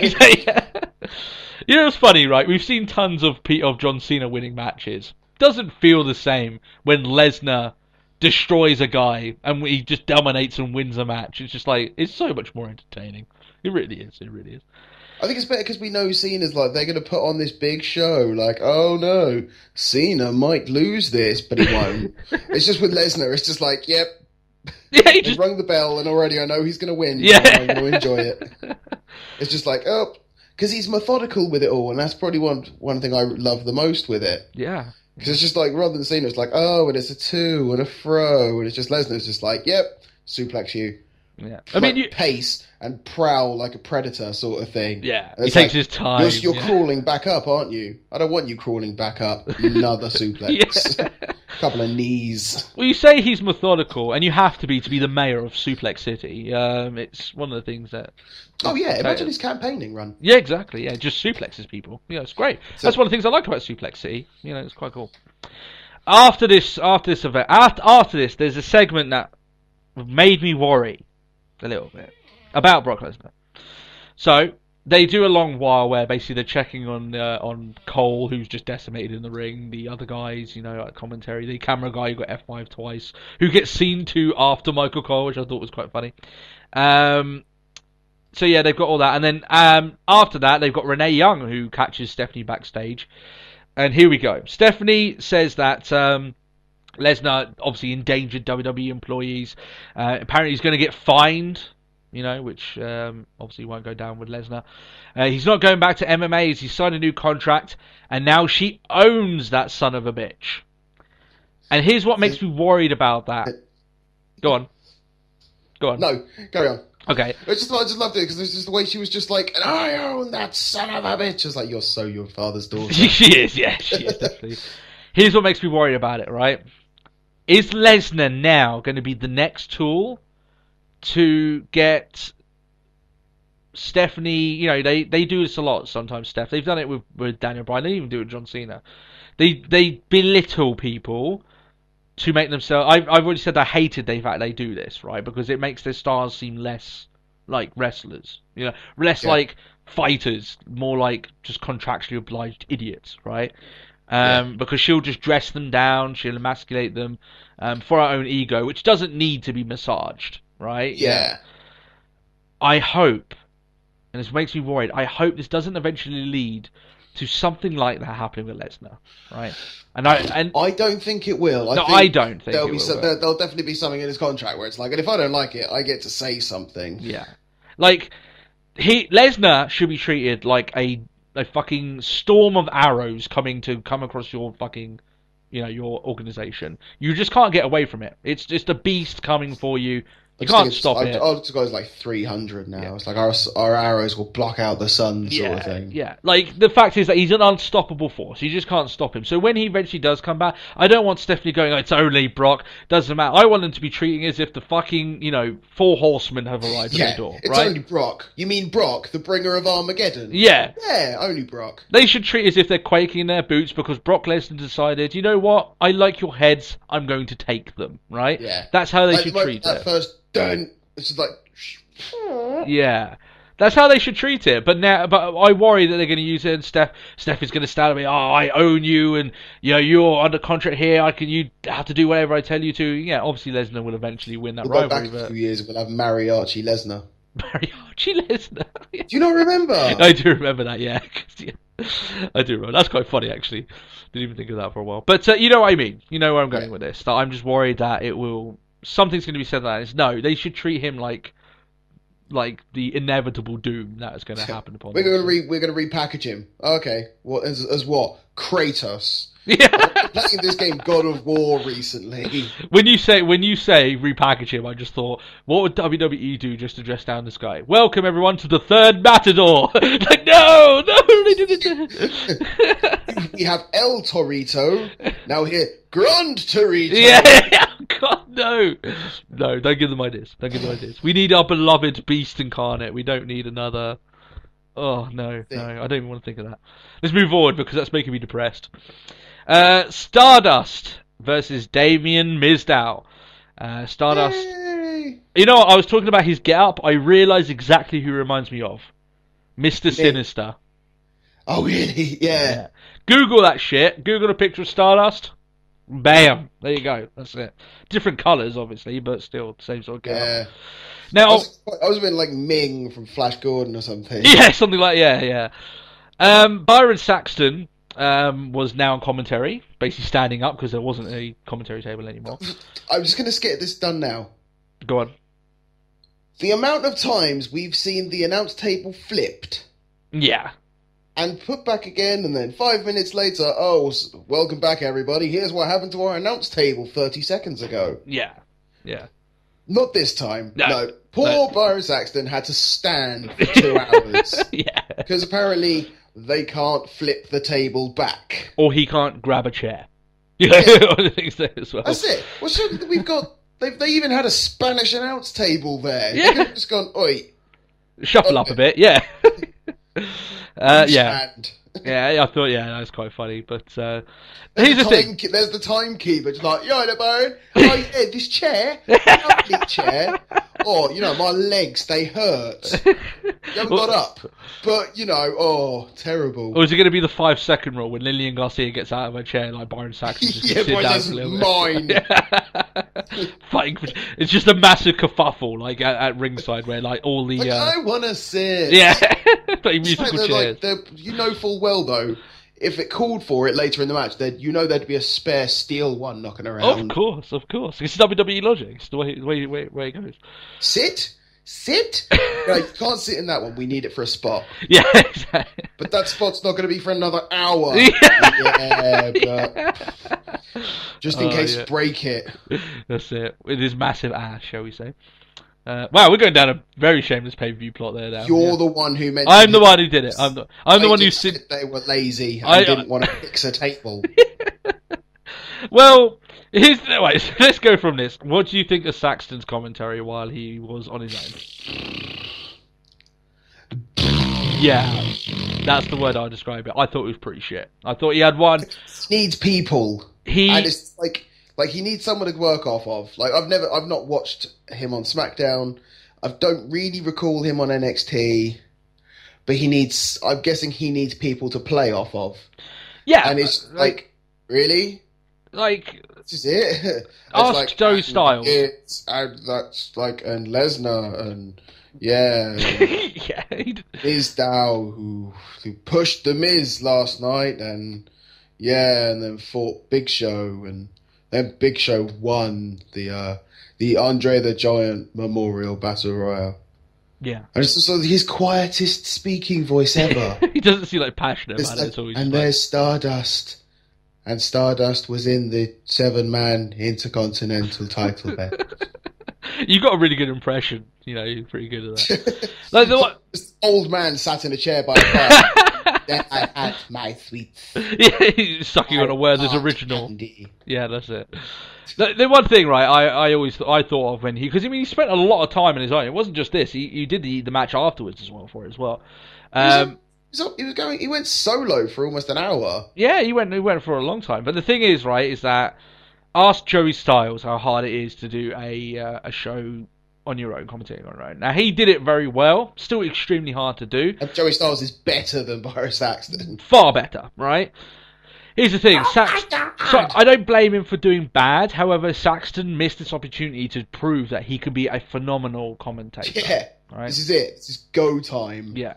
You're in the fire. You get given a chance to have you be the sole voice on Raw. You could have made your career, right? That night. The thing is, now we're on the topic of the change of commentators and what happened with the table. Mm. Have you heard that JBL has actually had surgery?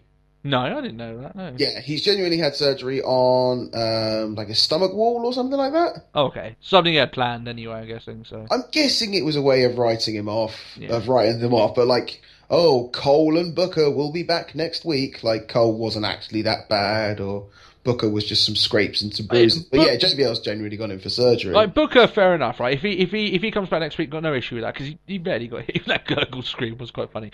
Michael Cole, if he's commentating next week, better show up with a fucking neck brace. He needs to sell that. But if he comes out with no scratches next week, he needs to come back out with the coal mine. Yeah, honestly, if he doesn't sell the beating he took right by Brock Lesnar, then I will freak on this show next week. He is not Dean Ambrose. Yeah.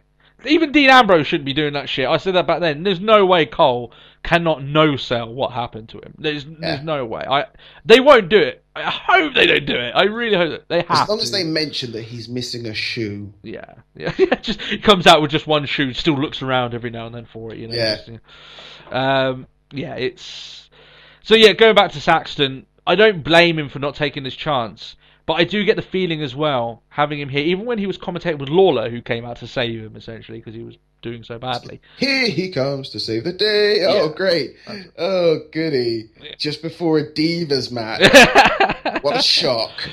But, one of the things that I saw of him here is that it does reek, unfortunately, Saxton, of being created too much by the WWE. And what I mean, he's everything that WWE wants, and he's going to learn very quickly that's not going to get you that very far, right?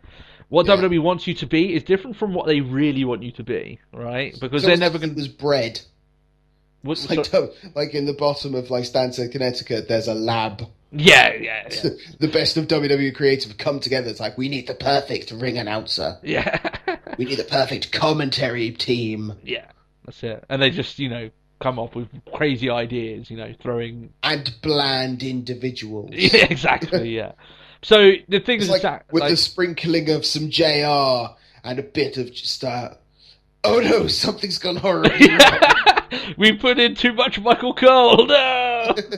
Yeah, no. It's to me he's too generic, right? Yeah. And I know he tries not to be, but he is, right? That's the brunt of it there.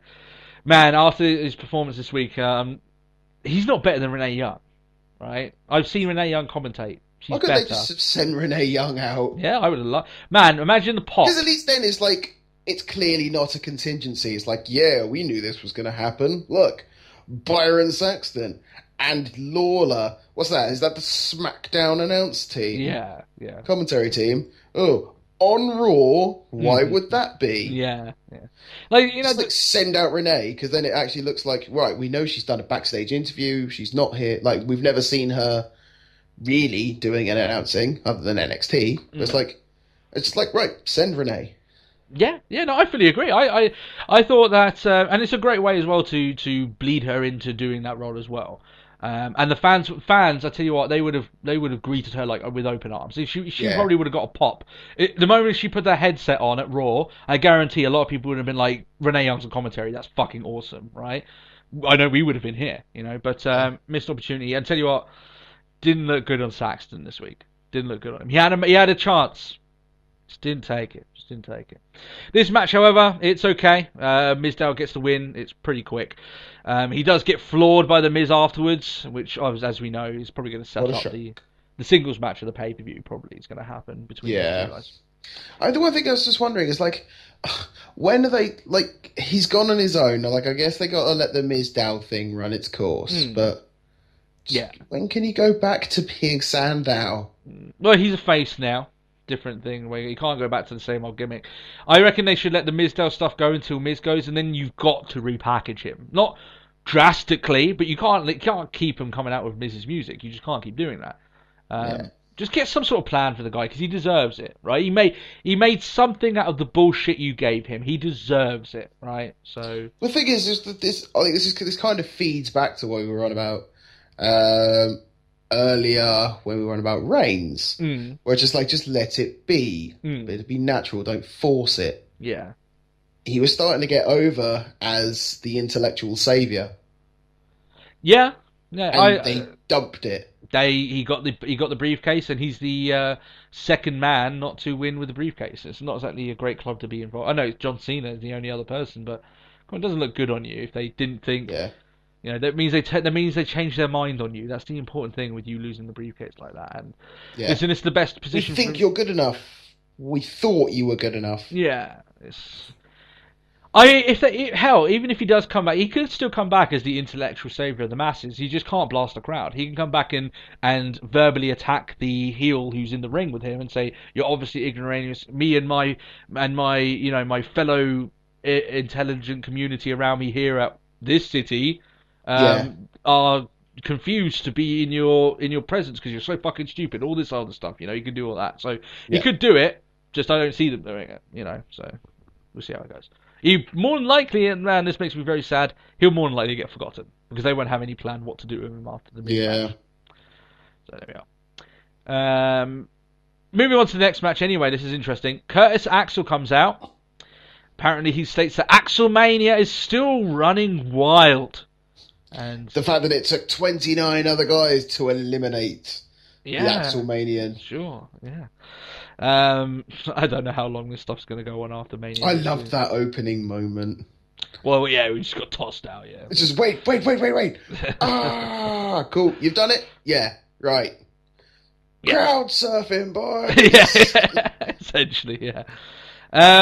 So, as he's talking all about this, he gets his opponent for the night is the debuting Neville. Don't like saying that. But still, I don't like the fact that he's. Give us Adrian Neville. Now that I've sort of had time to think about it, I do joke about it at work. I with the fact that I think Neville is probably one of the most boring names because it's kind of just like, hello, I'm I'm Neville. Neville. Yeah, just I like looking at trains and stamp collecting, and I'm Neville. Well, I know what's going in our yearly, you know, What, to change over the montage. intro? Yeah, just gonna do that. Hello. I'm Neville. Oh dear. I apologise to any of our fans that have called Neville, but there we are. So yeah, it is a little bit of a shame because the fans popped big for Neville coming out. The only thing I loved is the fact they didn't. He's not Mighty Mouse. They didn't change anything. Well, I don't like his cape that he wears. I don't mind the cape. I don't like it, but I am willing to accept the cape with the fact that he's not Mighty Mouse. It was a good debut from Neville. I didn't like, obviously, Saxton at this point was still on his own. Not good commentary throughout this match, which I think hurt it for it's watching like, on TV. oh, like constantly on the move, Yeah. and constantly on the attack. Yeah. He didn't really know what to say. He doesn't really stop. Why isn't he stopping? Oh. Yeah, here it is. It's so awkward. Oh, listening the to red you. arrow. Wow. Yeah. So let's talk more about Reigns, less about Saxton. But yeah, he didn't help Saxton. But yeah, he basically beats him really quickly. I quite liked it though because it didn't show a lot because he's quite a technical power wrestler as well. Yeah, when he wants to be. Yeah. When he wants to, I think it's because at that point that he didn't really need to. I mean, they were just like, look, we have another Evan Bourne. Yeah, I've seen the comparison to Evan Bourne really a lot. I don't want to draw that similarity. Because Evan Bourne went nowhere. Yeah. Other than up a ladder to jump off it again. But it's just like, I want so much more for Neville. Maybe just because I'm a Brit. Yeah. He's our compatriot, shall we say. Yeah, we have to feel loyal towards our fellow nationals. Yeah, exactly. He's capable of doing a lot more than Evan Bourne. Yeah, I don't want him to be compared to Evan Bourne because I think he's far better than that. Yeah. One of the problems with Evan Bourne I found is that his wrestling was really fun to watch, but man, the guy was just uber babyface. Like he's just like there's no way. Like go angry. You're still smiling. Yeah. You got RKO'd after doing a shooting star press. You're still smiling. What are you doing? Like sort of thing. It's just like okay. But yeah, I thought it was a good debut. I thought he showcased. I don't know how, but was it me to find a way of magically altering time?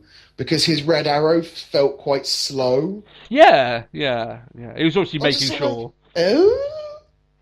A lot of times he flips. You see it on NXT, and it's just like he's up, he's down. Yeah, and he somehow managed to spin in between. Maybe he was trying to build it up as he goes up and stuff like that, all this stuff. But I don't know. It's just like it's just like okay. It felt slower. I don't know how. He does have the sexiest finishing move in WWE. That's just outright. Like the red arrow is the sexiest move, and it will put him in good shape.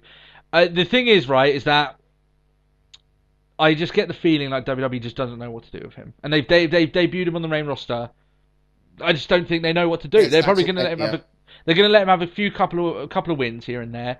But the 2 months from now is when we realise, okay, they've got something for Neville. They've got a plan for him. Or suddenly he's just doesn't appear on the show. I at least want to see him in like the IC title picture by SummerSlam. Yeah, I would. Some of the matches he could have with some of that talent would be amazing. And it is sad to see him leave NXT, but he's done everything he can there. I'm worried, though. I'm worried more for him than I am for Kalisto, funny enough. And now he's debuted. Because Kalisto's a lucha, it's a masked guy, and he's got a little bit more appeal to the mainstream audience. Yeah. I just think that when Neville's just like, another white guy with a hair, with like a ponytail. Yeah, I'm worried. I am worried, but hopefully he can prove everyone wrong. He'll be fine, and he's got prove everyone wrong because he could go in many ways. Like all we saw was like. He's running a lot, and he's kicking quite a bit. Yeah. But we haven't actually shown that he's quite technical. Yeah. Or he's quite partial to suplexes, and German suplexes. And yes, yeah. And he's got some power behind him, man. He's stacked, isn't he? So yeah, one of the good things about he's just ridiculously stacked for the man that Gravity forgot. Well, you seem to be doing a pretty good job making yourself heavy enough for Gravity to remember you. Yeah, he's doing a good job on that front, yeah. What do you think, though, for Neville? Do you think... I thought it was a solid debut. I just thought that Kalisto's debut was better, but that's just my opinion. But obviously you think Neville was... I just like that nothing changed. Yeah. He has pyro. Yeah, he did. Whether that lasts, I don't know. Yeah. Just for the debut. I think that will be a good sign.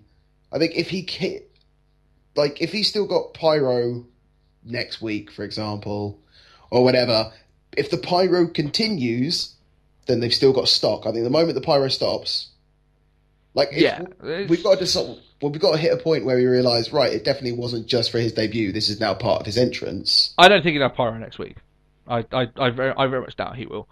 It's very rare that's a lot of the wrestlers get pyro as it is anyway. Kofi gets pyro. Oh yeah. Hell, Ryback gets two pyros and you don't see them. Well, one of the things that is good about Neville debuting... I think that's the case. It sounds like pyro, but I don't know. I think they sound it. I'm not too sure. I guess we'll find out. Yeah. We'll find out soon enough. Yeah, well, that's what I'm getting to. We're going to see Neville on Raw live. That's one of the cool things to Paige. see. And Paige. So we get, we can, that's one of the cool things to look at from a Brit's point of view. That we've got Paige, Barrett, and Neville now on the main roster. Yeah. That's pretty cool to have. And soon the Irish will have a few people on there. Man, they've got Becky Lynch. NXT is doing well. Finn Balor. And obviously they've got Sheamus. I don't know about Becky Lynch. She's good, but I don't know about her future. Yeah. Let's move forward anyway. So, Neville obviously wins that match, as you say. Yeah. John Cena versus Dean Ambrose for the US title. Man, this match was a humdinger of a match. It was a good one, and it did rival the one at the start of the show. I thought it was just as good.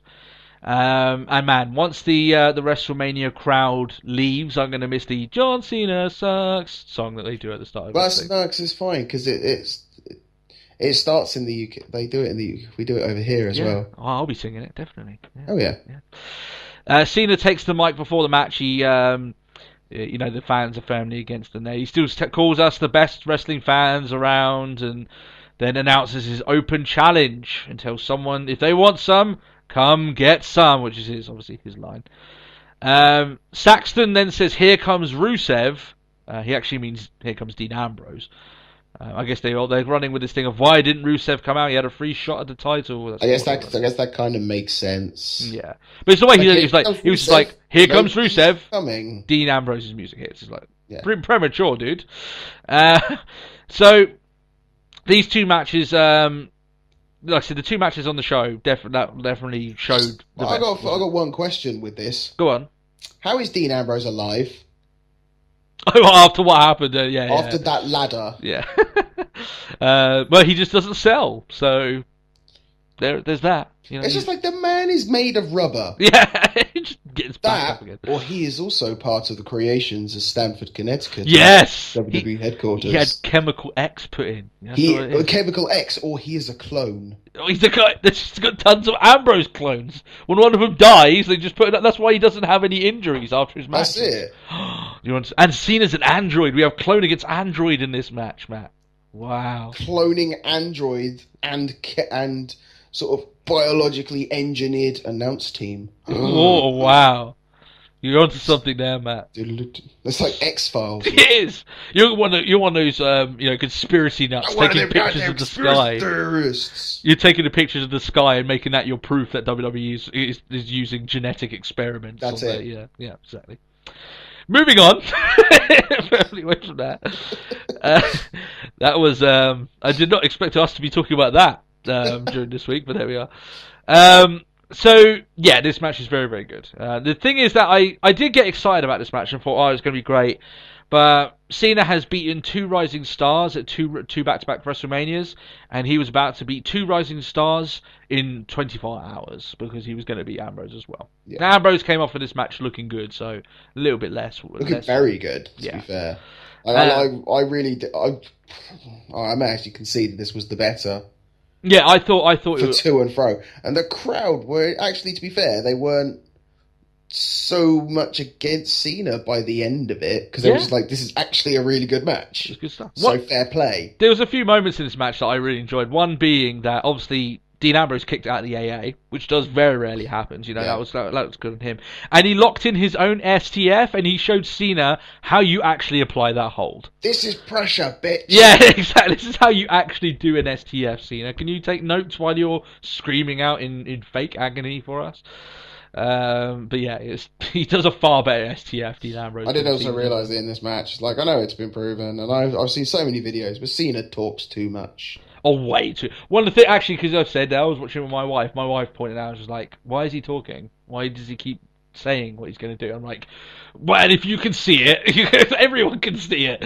What's going on? Like, and then I broke the story of her Paige getting, apparently the rumours were that she got yelled at backstage for talking too loudly. It's like, Cena does it every week. Come on, like, he's the worst. Oh, what was this during the triple threat match that she got told off? No, this was months ago that she got told off. Like, remember she had I think she was having a suplex spot with AJ, and she said something, and the camera caught it, like, "Are you ready?" or "Are you set?" or something like that. I think that was that suplex powerbomb spot with her, Nikki, and AJ. This was months ago though that happened. But I was just saying that like it was I remember hearing, because we were like, oh, brilliant, because Paige is like leading matches.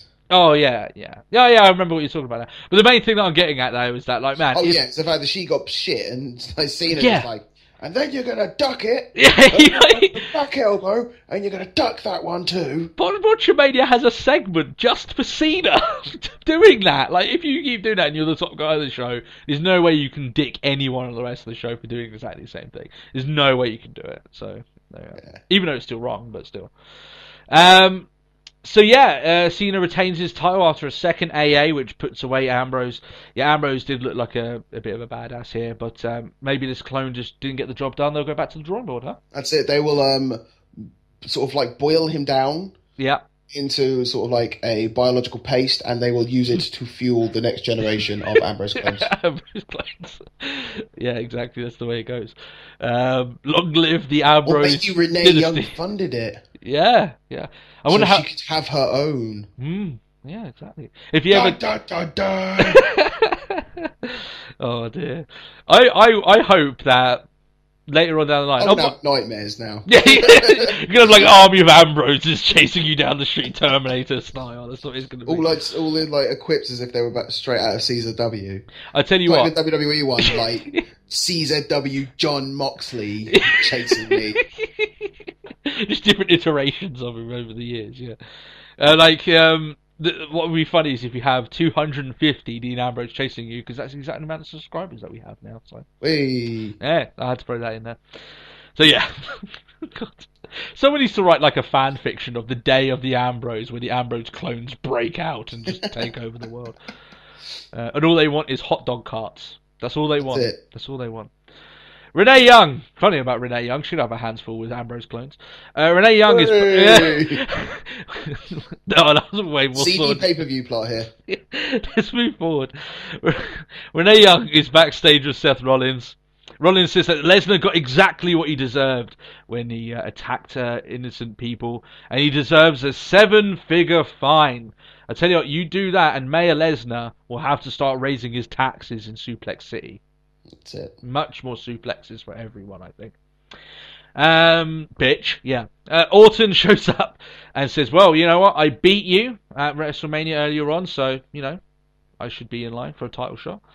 He says he wants the belt. He never got his rematch from Mania. Yeah, that's it. The previous one.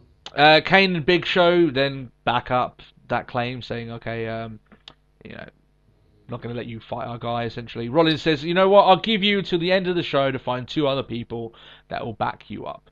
And as soon as I saw that 6-man tag match, I was like, this is going to be really generic of an ending, and unfortunately, it was.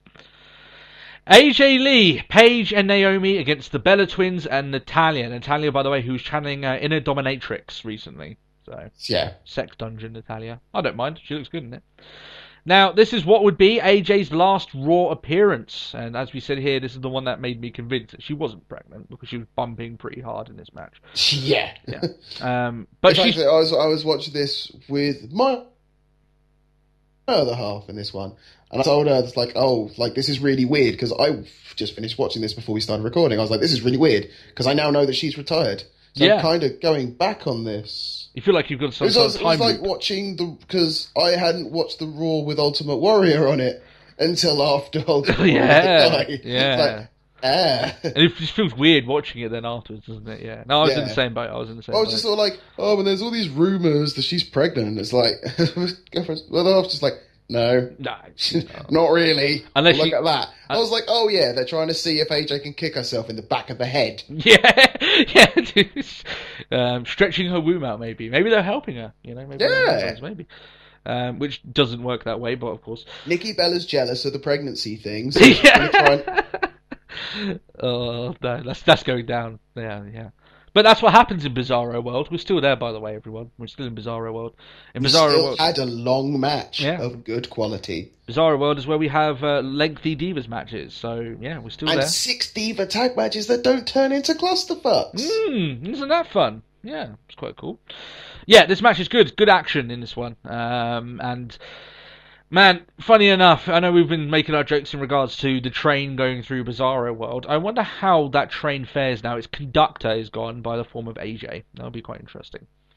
Nikki accidentally clocks her sister with that bionic elbow thing that knocks people out, apparently.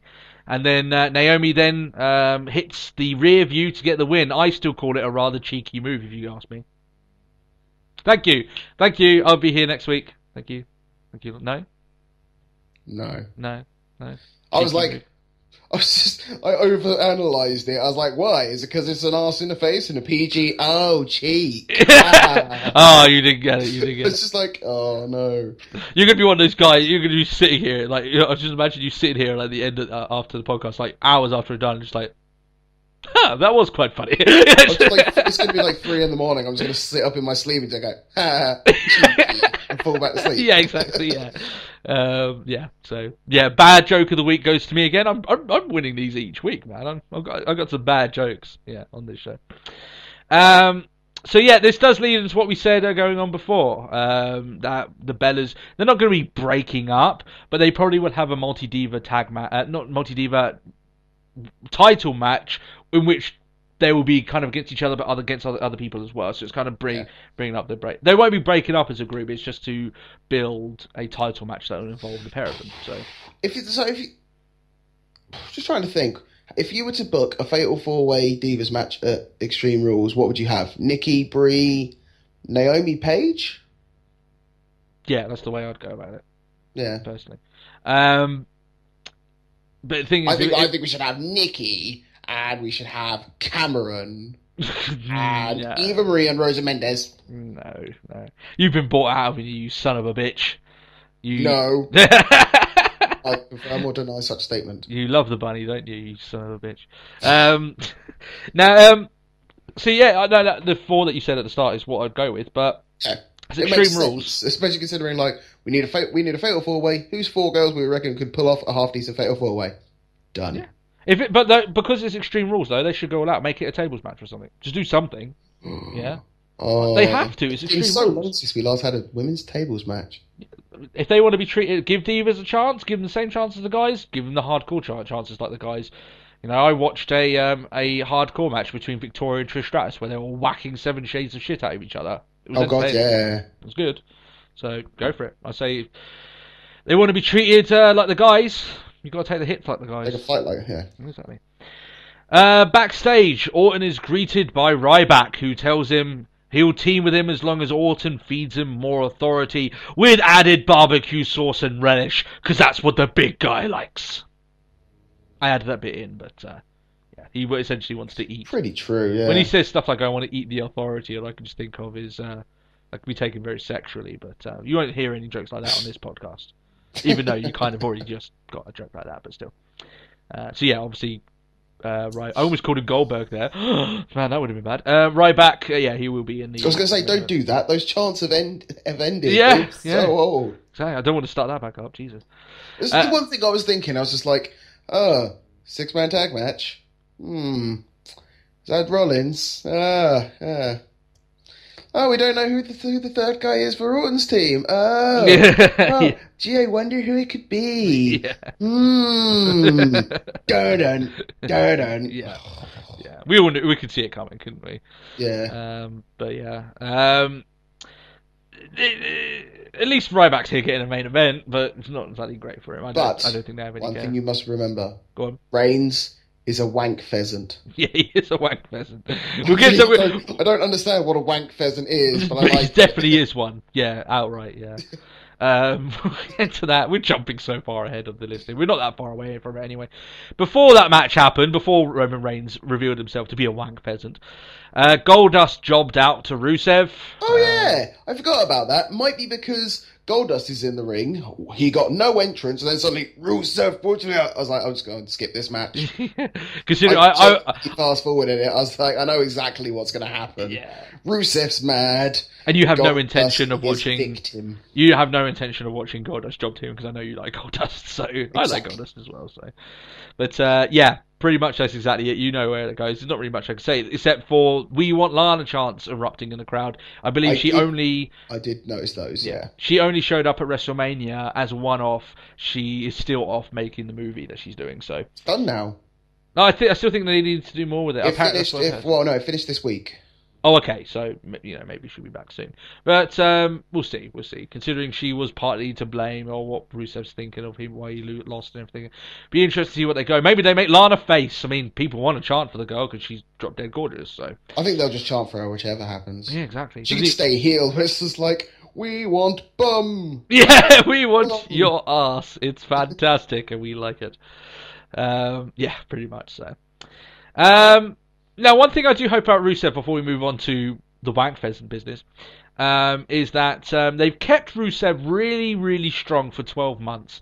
I hope that him losing one match and just giving up his push to Cena, they don't eventually he just starts losing tons of matches from this. So I hope that is. No, I reckon he'll probably be like wind it up, sort of like start racking up the wins. Yeah, get far with it, reset. Yeah, I mean, wind back up again. I don't want him to suddenly just become like nothing after all this. Yeah. After a year of doing it well, I'm 5'9" when it comes to wins, losses. It's just like, oh no, we don't want that for Rusev. It's like, all right, and I'm back on a new winning streak. Yeah, let's do that. So this is just Bo leaves. Yeah, just Bo leaves. Yeah, you can keep the streak alive. That's it. Or just lose against R-Truth. Rollins, Show, and Kane. Against Orton, Ryback, and as we know, Roman Reigns was the guy to fill the last slot in here, and he got booed. People were not happy to see Roman Reigns. I don't get that. We'll talk about it at the end. It's fine. Go on. This whole match, it's after the finish. It's to do with the finish. There was a few interesting chants during this, including a "How you doing" chant, which I'm sure soft. Yeah, I'm sure that a certain certified G enjoyed that. And a bona fide stud. And yeah, he's a bona fide stud. I don't know if you guys knew that as well. Oh, actually, we're going on about interesting chants. There's one that we missed out on. Go on. Did you not hear the chanting that went on for the Divas? No, what was going on there? You blow Cena. Oh, no, I did hear that. I just didn't put... Yeah. Yeah, you blow Bryan, you blow Uso, and you blow Tyson. Yeah. It's like, oh. Yeah. But anyway, back to the main event. I really don't understand, why we had an Enzo Amore chant. Yeah, it was so random. I like it's it. Like, nobody else is here. Not even remotely. I'm pretty sure Reigns never fought them in NXT. And I was just like, soft. I enjoy it, but yeah, fair enough. Yeah, they even had a chant for "Please retire" for the Big Show, which I'm sure he enjoyed. Please retire for Big Show. Same old shit for Kane. Yeah, Mexican Wave happened as well. WWE. I love that because you just had that moment where just like Rollins just stood in the middle of the ring, just like, the hell is it?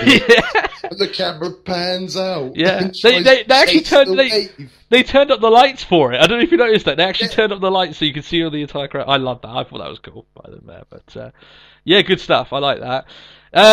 So this match is okay. Roman Reigns gets the win with the spear, and as you can imagine, is promptly booed for it.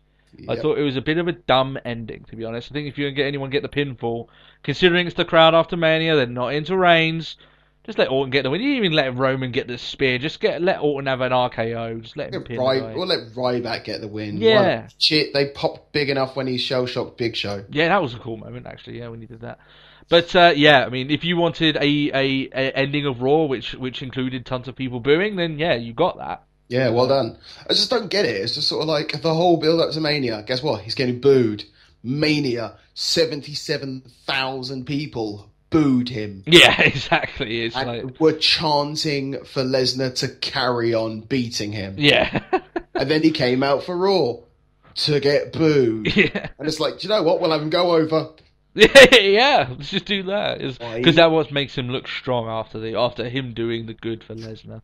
But I'm with you, Matt. I think you get either Ryback or Orton take the fall.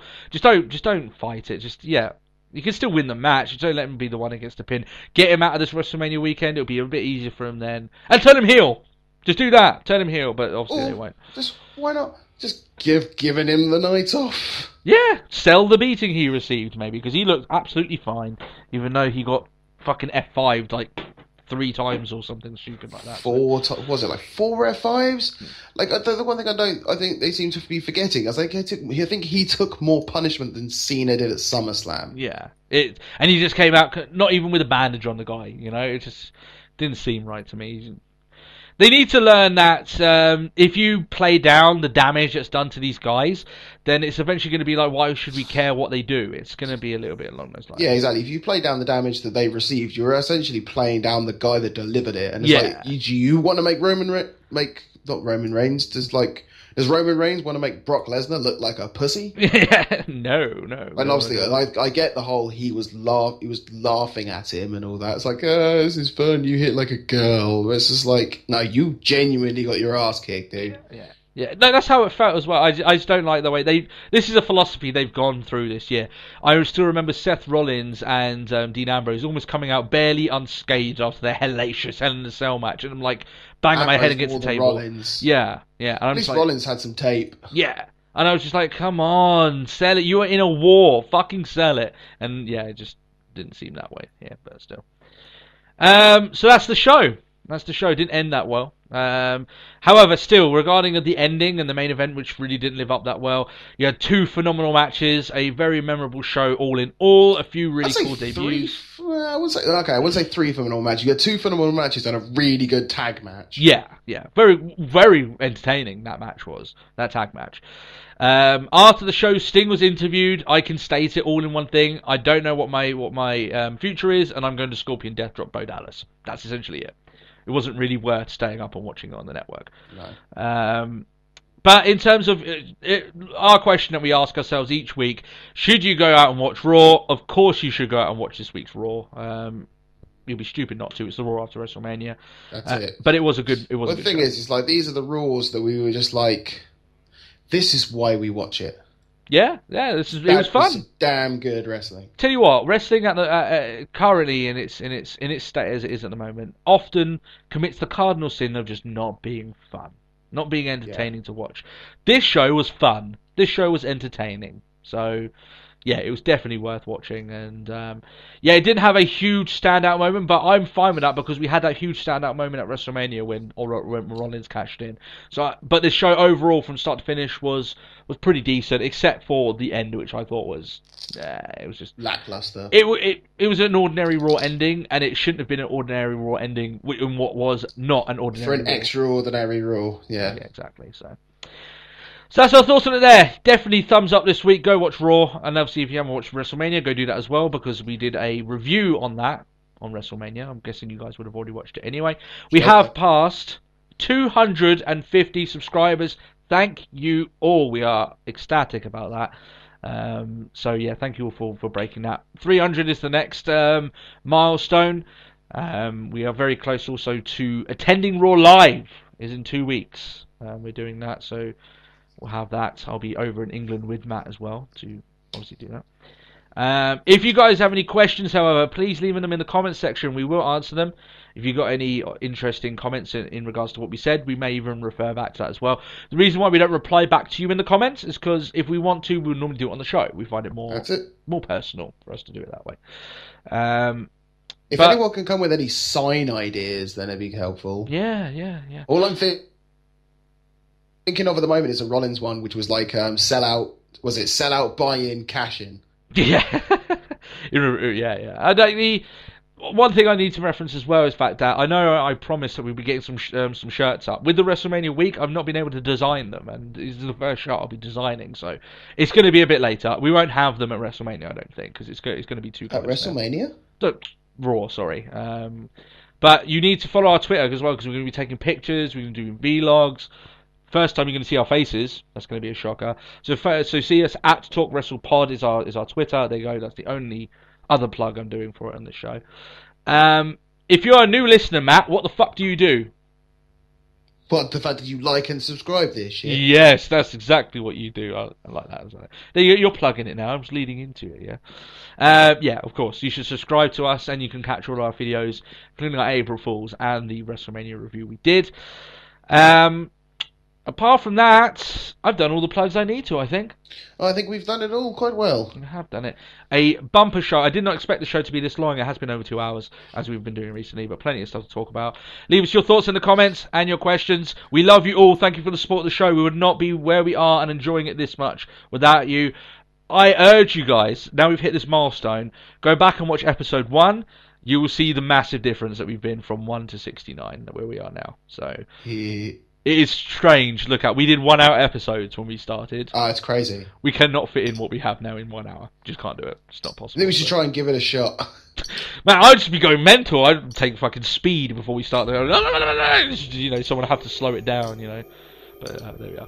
But thanks a lot, guys. Like I said, we're so appreciative for hitting this milestone. It's all down to you guys sharing it to your friends, getting the numbers up on the views on the videos, which entices more people to come and watch them. Man, you guys are awesome. You really are. We never thought... When me and Matt, let's be honest, when me and Matt started this podcast, we didn't think we would be at this point this soon. We thought, a couple of 100 episodes, get a fan base. You guys are here. And we are so thankful for you guys catching on the show. We hope we entertain you each week and give you the wrestling news and all that other stuff that I say at the start of the show. But I will not garble any longer. You guys have got a busy week, so do we. We'll let you go, and we'll catch you all next time. We'll see you soon. Bye-bye. Bye-bye.